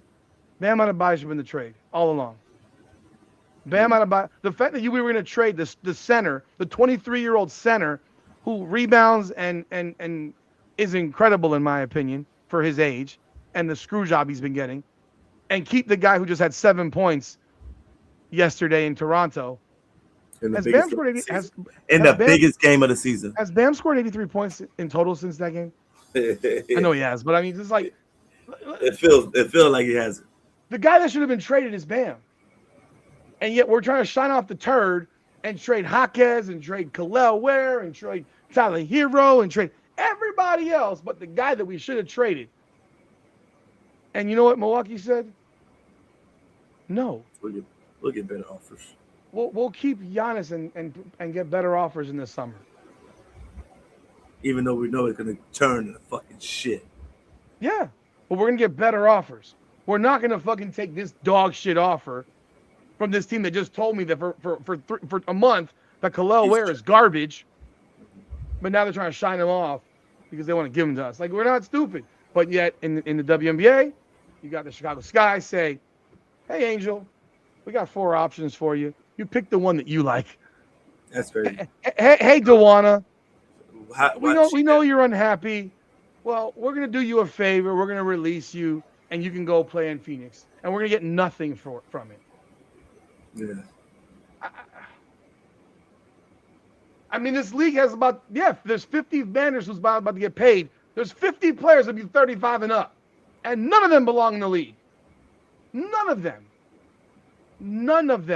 So, yeah, I think Atlanta's going to benefit. Now the question becomes if Angel Reese takes her role the way it's supposed to be and recognizes, yeah, you might be the queen of the city, Angel, but you're not the queen of the team. You are the fucking 4th option. You are the 4th option, not the 1st, not the 2nd. You're not even the 3rd. You are the 4th option. Hell, you might be the 5th. You might be the 5th. So your job here is to defend and grab fucking rebounds. Every rebound that come off that glass. And if it's wide open, you make a layup. Go back and put it up. Hope you make it. If it's not, kick that shit back out, and we reset. Because Alicia Gray's my number one option, huh? Come play with feisty attitude every night. Alicia Gray's my number one option. Ryan Howard's my number 2 option. Bree Jones is my number 3 option. Jordan Canada's got the ball in her hands, so you're not playing point forward, and you might be the 5th. And if Brittany Griner's in, you're behind her too in terms of offensive stuff. So she might go from being 15-12 to 8-12, or 8-14, or 8-15. You don't need to score. Your scoring is unneeded. It is a bonus. Mm-hmm. She gets 14 rebounds. She'll have 10 points, though, at least for sure. Yes, because you presume that she gets a bunch of putbacks. Yeah. You know, but then she might also get a few rebounds from her own putbacks. And yeah. It comes with the territory. So if you're gonna miss, at least get your own rebound back. I ain't mad at that. When people like me bounce, I'm like, well, at least if you miss, get your own shit back. If she's an if she doesn't accept that, then it could turn into a fucking disaster. And then realistically, now you wonder if she lasts in the league another 2 years. Because then teams will see, like, look, yeah, she's really a fucking problem. Because to me, this year for her is very, very important for her career. If she shows that she's a shit turd there, then that's a big issue. You know, and the thing is, you know, people said that she was the cancer at LSU. Was she the cancer at LSU when they won the national championship? Yeah. But the year after, she got suspended. But then you see all the bullshit that's happened with LSU with Flau'jae Johnson and her mom since. And you wonder if Flau'jae Johnson's mama might have been the problem. Because remember, it was Flau'jae Johnson's mom that was going back and forth with Angel Reese's mom. Yeah. Now you wonder if it was Flau'jae Johnson's mom, because Flau'jae Johnson ain't got a positive word to say about nobody. So, I mean, Flau'jae Johnson's family was the one that jumped into the court, and her brother got arrested because Camila Cardoso slammed fucking Flau'jae to the ground. Like, stay your fucking ass on the fucking sideline, dumbass. Final topic of the day. No, I don't want to talk about it. The NBA. We got the playoffs in about a week or so, week and a half. But then we have the question now of all these awards. Because a lot of these guys are not going to play 65 games. If you don't play 65 games, Rudy, you don't get a fucking award. As simple as that. I don't get the people arguing about it. And if you can't play in 75, let's do the fucking math. 65, 76. What's the percent? It's 17 games. 17 games. What's the percent of that? What's the percent? 20%. It's 20% of the season. If you can't play 80% of the games this year, you don't deserve to get a fucking award.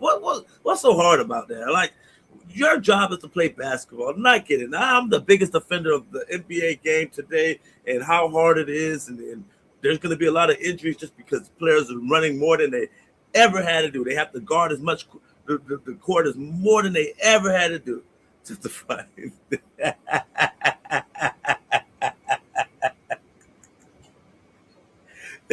Thank you. But they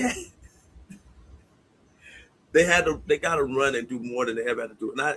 But Rudy, if you can't play 65 games, you miss 17 games. Do you get 17 days off for you out of 80 days, 82 days of work at any other job? No. You don't get that much. You don't get that much PTO. There's this one podcast guy that says, if you say that, you just prove the point because you're not like them. I'm sitting here like, no, they already get 280 days off a year. Yeah, so like 82 games a year.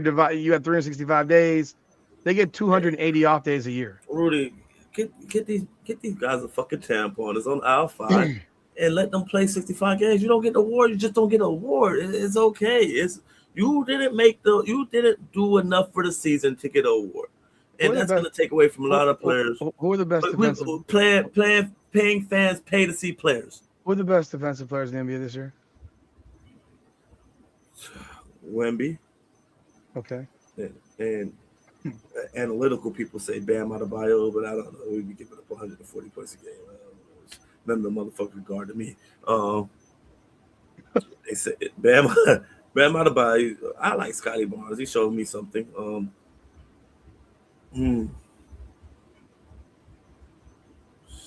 Jaylen Brown. You know all the crying that Bam Adebayo has done over the years about not being Defensive Player of the Year? Mm-hmm. He might actually win it this year because everyone else is being eligible. Because Victor Wembanyama is not going to play 65 games. He's where is that right now? He can miss how much?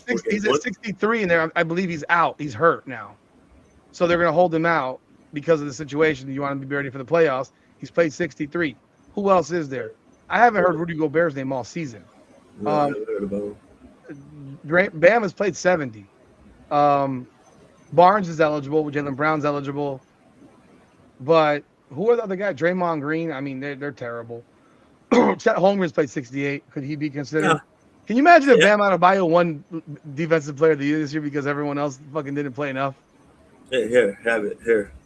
Here. Happy now. You want to know who's gonna end up being in the fucking probably in the MVP? MVP's gonna become down to Shea and Shea met requirement and Joker. Shea's at the requirement. Nicole is 2 games short, so I guess he'll make it if he plays. So I guess it'll be Shea or Nikola Jokic because Luka's now out because he's 1 game short, and they're trying to now put in a waiver for the pregnancy. Fuck you, Luka. You miss games, bro. I don't give a shit. You miss games. Like I'm sorry. I'm sorry. Suck my dick. Like we're done. Now. But they only put this in because guys were skipping 25 games a year and winning awards. Y'all took advantage of it. It's when you take advantage, we have to go to the extreme to course correct. Now, eventually, it might come back to course correction, but y'all took this shit to the extreme of missing games and this big ass game on TNT and ESPN, and I'm watching the Golden State Warriors, and I'm watching Brandon Puzinski and fucking Buddy Hill and players and such as there was no Steph Curry, no Draymond, no Jimmy Butler. Everybody was out, and literally it was like, okay, Steph was like an injury. Then they were like, okay, Jimmy found out the other 2 players weren't playing and he didn't play. I'm like, come on, bro. Like, so first team all NBA. Luka ain't gonna make it. Anthony Edwards can't make it. Is Kawhi gonna play 65? He's at 63. Is Devin Booker gonna get to 65? I'm not sure. Cade Cunningham doesn't make it because he's at 61. Victor Wembanyama might not make it now. So you have all these guys that aren't going to make it. You're going to end up having like Peyton Pritchard be a 3rd-team All-NBA player. Hey, but he's this is where we are. This is where we are, but it's funny because you're thinking about it, you're looking at it, you're like, God, there's a lot of guys that are not going to make All-NBA because they didn't get to 65 games. But they set themselves up for this, man. They set them, and the next thing for me is just drop the game down. Drop the NBA season down to 72 games. I know you hate it. We've been playing like this forever. We've been playing 82 games since before my father was born. It's been changes. It's been things all forever. It's been a lot of things that's changed in the NBA. You'll ruin every record ever. No, you won't. Because they won't get enough games. But they're also not playing the games because they're hurt. That's their choice. No, they're not hurt. You think these guys are all hurt, Nick? Jimmy Butler's hurt. Okay, Jimmy Butler blew his knee out. A lot of these guys are not really hurt. There's the one guy that made it. I'm not even going to mention his name because he's a very weird guy online. He's very well involved in this basketball shit. But you got guys where he says that these guys are more valuable even playing 50 games than other guys are playing 82. I'm like, no, I disagree. Because you ain't played 32 fucking games, bro. Like, what are you talking about? You didn't play 32 games. So literally, if you how did Michael Jordan literally play for literally almost his entire career, 82 games without fail, other than his broken foot? How did he do it with the conditions that they had? I don't care how slow the fucking game was. They were playing 4 games. They were playing 4 games. Okay, go ahead. Sorry. They were playing 4 games in 5 nights. These guys barely play back-to-backs. Okay. Like these guys don't fucking play hard. They play no defense. No, you can't. I feel like I'm watching LA Fitness basketball for the regular season. I gotta keep breaking this shit down to you. You keep telling me it's a faster pace. It's not that, but they play 3 times a week. They're covering more court than they ever had. They play 3 times a week, Nick. But they covering. They play more 3 times. Nick, you run I get more. that. I get that. I get that. You run more in your 37U league than they run in a game in one night. Because you'll be out there for 5 hours playing, and they'll be out there for fucking 30 minutes playing. Rudy, they're covering more ground. You get subbed out in your 37U league? They're covering more ground. You get subbed out in the 37U league? No. But no. I'm in a young league. You play the entire game. I'm in a young league now. They run 3-point line to 3-point line. Do you get subbed out in whatever league you're in? No, you play the whole fucking game, and you might play 3 or 4 games in a row, and somehow magically you don't come down with a broken back.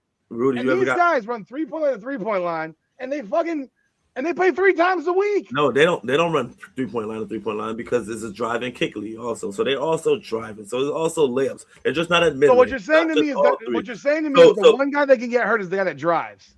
No, it's not the only one guy. No. The guy that drives is the guy that can get hurt because the other guys just stand the fuck out in the 3-point line. Yeah, but then waiting for the ball to come. They don't move. The next possession is that other guy has the ball now. Not one person doing it every possession. And like I said before, the game has changed. Like nobody in the 80s. Have you got hurt walking before? Mikel. No, I'm asking you a question, Rudy. Have you got hurt walking? Yeah, I have. You fucked up my point. I know I fucked up my point because I have fucking bone spurs in both feet, and I literally have fucking pain walking up the goddamn stairs. Where I've literally where I've taken a step and my bone spur pushed my fucking Achilles a certain way, and I had to put my foot in a boot for like 4 days. Any other real man besides Rudy don't get hurt from walking. Nick, you fucking popped an Achilles jogging on a football field. You didn't get hit. Right. You jogged on a football field. You weren't even running hard. Every time I was in the middle of a play, I planted. Yeah, you popped an Achilles running by yourself. By yourself, untouched. Power. Yeah, everybody with Achilles. Power. Yes, generating power and force in my foot. We've seen guys pop their Achilles not running. They just took a step and it popped. Yeah, we've literally seen that. But we're talking Have about. We not? But the game changed. They walked the ball up the court back then. Nick, I don't give a fuck about how they walk up the court. I will see how the game would be if Jordan had to extend his. Nobody ran. They walked for. Are you gonna let me fucking talk? No, because you're really saying they walked the game. They also played 42 minutes a game. These guys play 32 minutes. Rudy, so they're reducing minutes for the style of ball, right? Rudy, I can walk the streets for 42 minutes to be fucking fine. If I run the streets for 42 minutes, guess what? I'm gonna be fucking exhausted. You know how hyperbolic you're being. You're so hyperbolic right now because your exaggeration that players in the 80s only walked. Nobody ran. So they played basketball walking. Nobody ran. Nobody jumped. Nobody covered. And they didn't have to extend their defense 35 feet out. They played their defense. They played their defense. They played their defense 17 feet out. There's highlights. There's Jordan that they give Jordan 5 they feet walked the entire game. Yes, they didn't have to extend their defense. You just lied because it's not factual. There's no facts. They don't have a training camp. Number one for the NBA anymore. They don't. It's 2.5 weeks long. They've literally stretched out the season to where they start the season in October and ended in mid-April. They truncated a lot of the season back in the day where they played 4 and 5. Is there a 4 and 5 at all at any point for any team in the NBA this year? Teams play 4 games in a week. No, 4 and 5. Not 4 and 7. 4 and 5. They don't do it anymore. They got rid of it because the players complained and complained and complained. They barely have back-to-backs. We used to start the NBA season in mid-November. We start in October 21st. So they get no camp. They throw these guys in the summer leagues. Like, but the league is stretched out. Did they have to? Things that you're talking about, they have made concessions to give these guys more rest. Give them this, but at the same time, you're calling them pussies for not playing. Yeah, but you're calling them pussies for not playing. Because I'm talking. Make up your mind. There's a little knick-knack. Because Luka walks the ball up the floor a whole lot. Luka walks the ball a lot up the floor, according to you. I mean, according to what we see. Luka doesn't defend the parking meter. Luka's also attacking all game long. Okay, again, and so let me ask you a question. Probably his fault. You think the physicality? Do you think I know this is always the argument where was it at, because you didn't think this way back then. You think this way. Yeah, I don't think that were that physical. Okay, so do you think that Shaq, the way he got fouled in the fucking 90s, and that's the one. No, I'm speaking. That's the one. Alonzo Mourning dealt with that bullshit. Patrick Ewing dealt with that bullshit. Do you think that Shaq was a fucking? Do you think Shaq? Patrick Ewing was a jump. So now Patrick Ewing sucked. He sucked. I didn't say he sucked. Did he suck? He's a jump shooter. Really? Yeah. He caught the ball in the post most of the time, actually, though. Yeah, he faded. So Shaq got fouled literally every fucking possession down the floor. Yes, he did. 100%. We could have literally had Shaq shoot 300 free throws a game. A game, right? A game. Everybody would have fouled out by halftime, right? Mm-hmm. You think a player in today's game could take the fucking physical abuse, walking, running, crawling in a wheelchair that Shaq had to deal with on a nightly basis, playing 3 nights in a row, 4 and 5, back to back. Shaq also doled it out a lot. Though. What does that got to do with shit? I'm not saying he didn't dole it out. Did I say he didn't dole it out? He probably doled it out more than he got it, though. He doled it out by just being a big motherfucker. Yeah, of course. So again, let me ask you the question. But that's a one-off. That's one person. Could a player today deal with the shit that Shaq had to deal with for the duration of his fucking career? No, they couldn't. And he played 38 minutes a game. I think Giannis is close. You think Giannis? Like I said, you think Giannis is 245 pounds, 250, could deal with the fouling that Shaq got? Shaq got hit all. If we called flagrant fouls like we do today, Shaq he would not survive. He would be on the. You can't throw the elbows like that no more. What? The elbows that Shaq threw. No, I'm saying that Shaq got flagrant fouled. Oh, okay, yeah. Shaq got flagrant foul. Like what we define as a flagrant foul. I don't define it. This faggoty league does. No offense, I'm not talking about gay people. This sissy ass league does. So please, let's not get out of this wussy ass league does.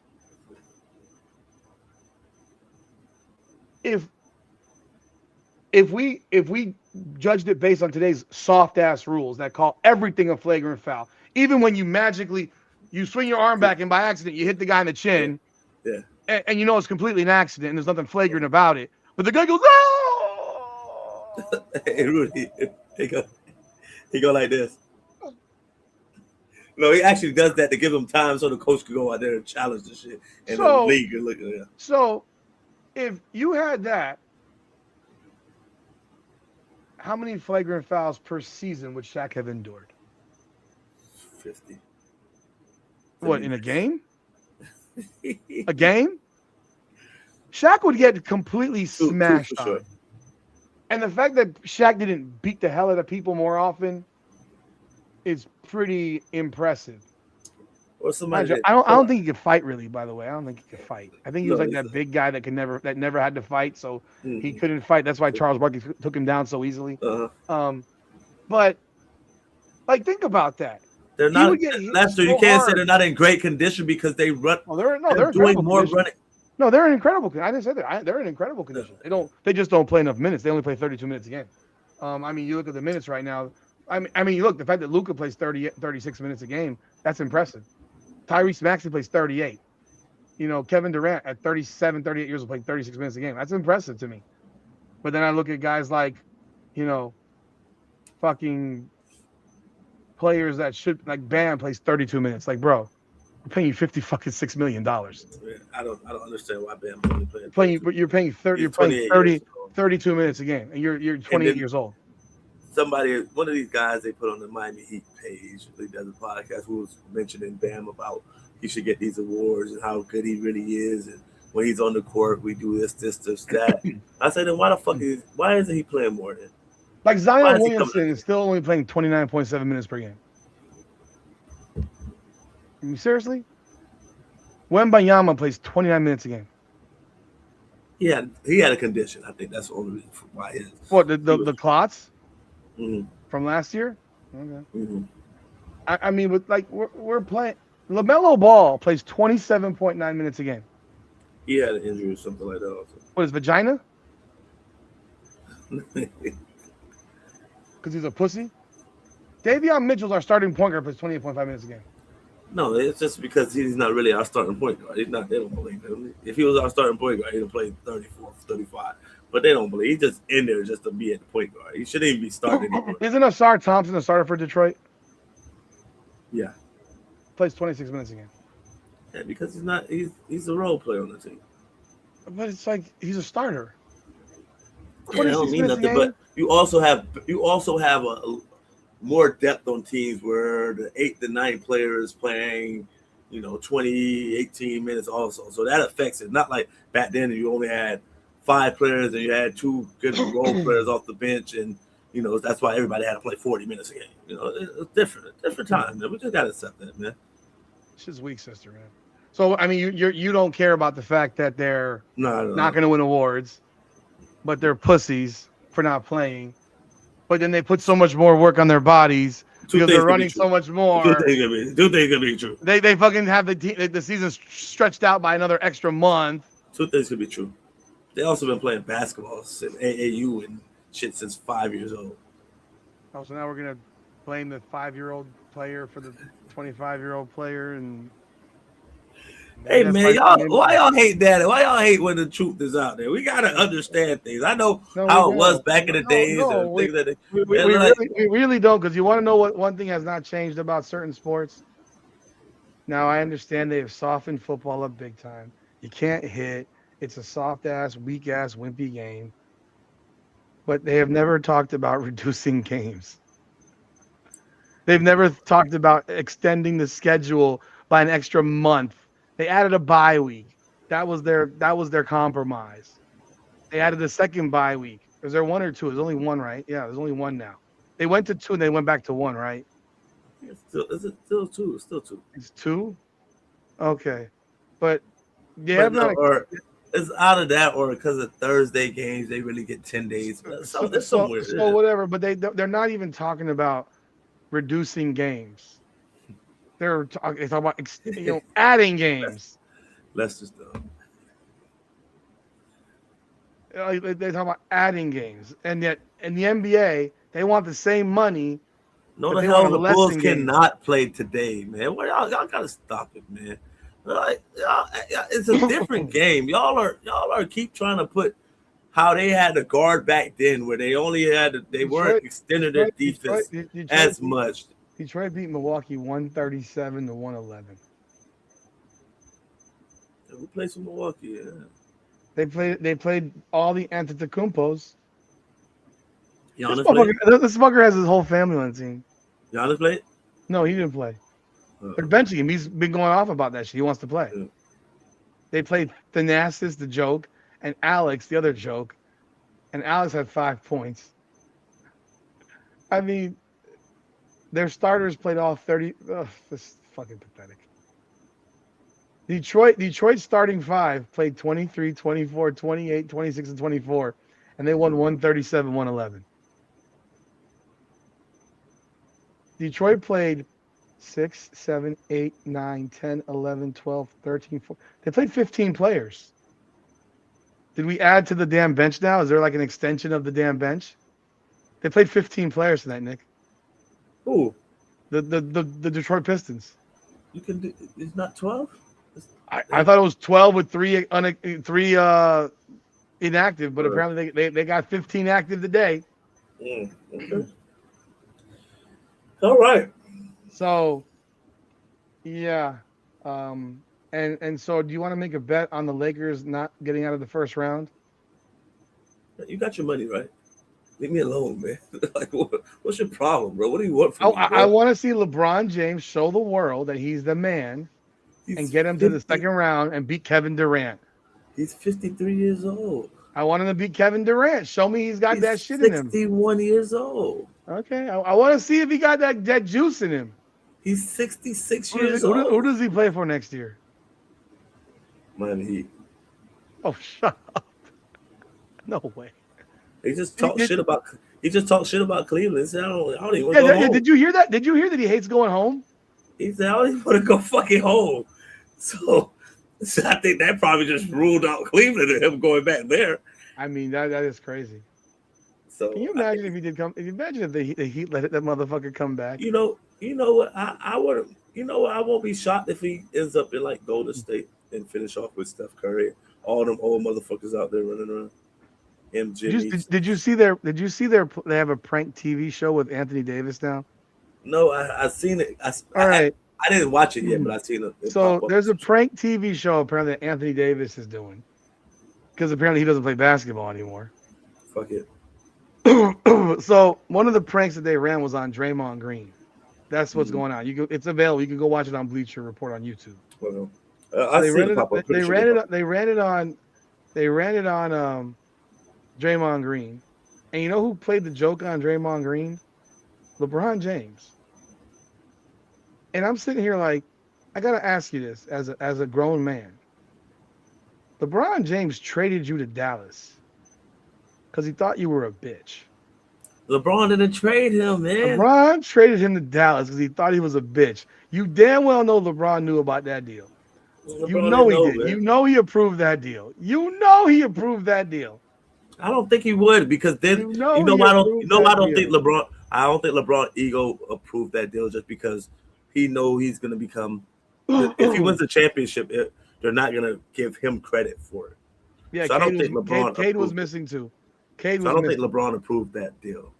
To be honest, just because, like I said, he won't get credit for winning. Cade did play. Cade is back. Oh wow, Cade's back. Yeah, I thought he was out for the year. Oh wow. So you think that LeBron didn't approve that deal? I think he approved that deal. I think everyone believes that he approved that deal. Because now LeBron's your charity case for everything. Yeah, I got. So LeBron approved that deal, and now Anthony Davis is hanging out with fucking LeBron, and they hugging and kissing and all that fuckery. They're friends, Rudy. If you traded me, I would not be your fucking friend. Wow, bro! If I traded you for another podcast, you would not be my friend. I would. If you traded me for another player, I'm in LA. You traded me to Dallas. I'm in LA. You traded me to Dallas. I won you your fourth ring or fifth ring, whatever it was. Fourth ring. I won you that ring. If I don't play, you don't win that shit. The Heat beat your ass. Because the Heat, we beat the Heat with 3 dudes hurt. If I don't play, we lose to the Heat. We as in the Lakers, because I'm not a Laker fan. But give me a break. And then I've been traded now to Washington. So I'm not even in Dallas no more. Chocolate City. Washington's lit. Anthony Davis married a white girl. What the fuck are you talking about? Isn't he married to a white girl? I don't know. I don't think so. I would have heard about that. Oh, she's a white girl. Yeah, she's a white girl. Fuck yeah, she's white. Oh, she's white. They're calling her Dominicana God. She's a Dominican girl. She's white. She's a white Dominican. Girl's white. It's like a white Cuban or a white Puerto Rican. She's white. You trade me to fucking Washington. Who is 17-62. So if I get healthy enough to play next year, what the hell am I going to do with the Washington Wizards? What are you talking about? They're going to be a playoff team next year. They'll win. How? You know they got Trae Young, right? Trae Young. Trae Young is their savior in Washington. I said a playoff team. Trae Young, the young kid, Sar. So they're going to go from 17 wins to 40 plus wins in a season. Well, they'll have hopefully. Well, maybe more. Questionably, probably they have Anthony Davis play next year. All right. I would not be able to fuck with you and get Anthony Davis is kissing up with LeBron in LA, no less. He's not even in Washington. He's in LA. He's back in LA. He's doing a television show. Can you imagine I'm the Wizards? I'm like, this motherfucker is filming a TV show during the season. We're making $70 million a year. Why are you mad, bro? Why are you fucking mad? You make $70 million a year. You mad because I traded you? Didn't Kate Cunningham have his fucking lungs collapse?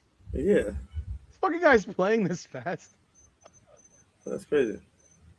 Yeah, we need to send LeBron to Memphis. LeBron to Memphis. The Lakers should trade him to Memphis. Sign him for a year, no trade clause. We're sending you to Memphis. We're getting Ja Morant over here. All right, man, we're done. I hope everyone's had a great night. Tomorrow night, 9 p.m., I'm live with the Mid Majors podcast. I got to check that. We're going to chop this thing up. I ask you guys in advance, do not troll. Do not troll. Do not troll. If you've got questions, treat it like you treat our my BKFC interviews where I've had fighters on the lives. Please do not troll. I want to have a relationship with this podcast. I want to have them on again in the future. I think it'll be a lot of fun, and you're gonna get a real perspective from people that live this shit. And they're gonna, and I am gonna ask them real questions, like Audi Crooks. How would you feel about playing with some lazy motherfucker on defense? And my language will be just like that. Some fat ass. No, there's nothing mean. Please do not. No troll. I'm asking you, please. This is not the situation for that. I don't know what they're gonna say. I've watched them. They do not say dumb shit. They say a lot of shit that I agree with. Okay.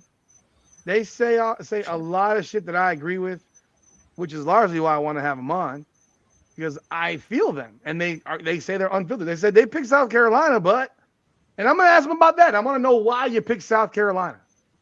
I want to know why. Because what was the real reason? And I may go down that question. Did you pick him because of Dawn Staley because she's black? I may ask that question. I don't know. We'll see. We'll see how it goes. Because I really want to know, because I want to know why everyone fell in love with South Carolina. If you watch South Carolina all year, they weren't better than UConn, and they weren't even better than Texas. But they got a one-game sample that in college basketball, you get that. But you got UCLA beating motherfuckers by being ranked top 10 teams by 50.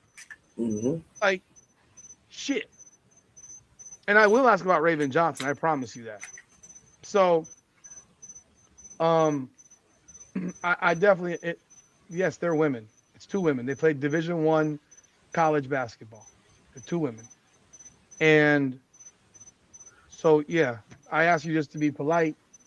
Have questions if you have questions, and I will ask them, but be serious, because I think this will be fun. But anyhow, y'all have a great night. I appreciate y'all. I thank y'all. 9 p.m. tomorrow night. We will be here live, chopping it all up, man. Y'all have a great one. This is The Big Show, powered by Come On Now, the podcast. Come on now.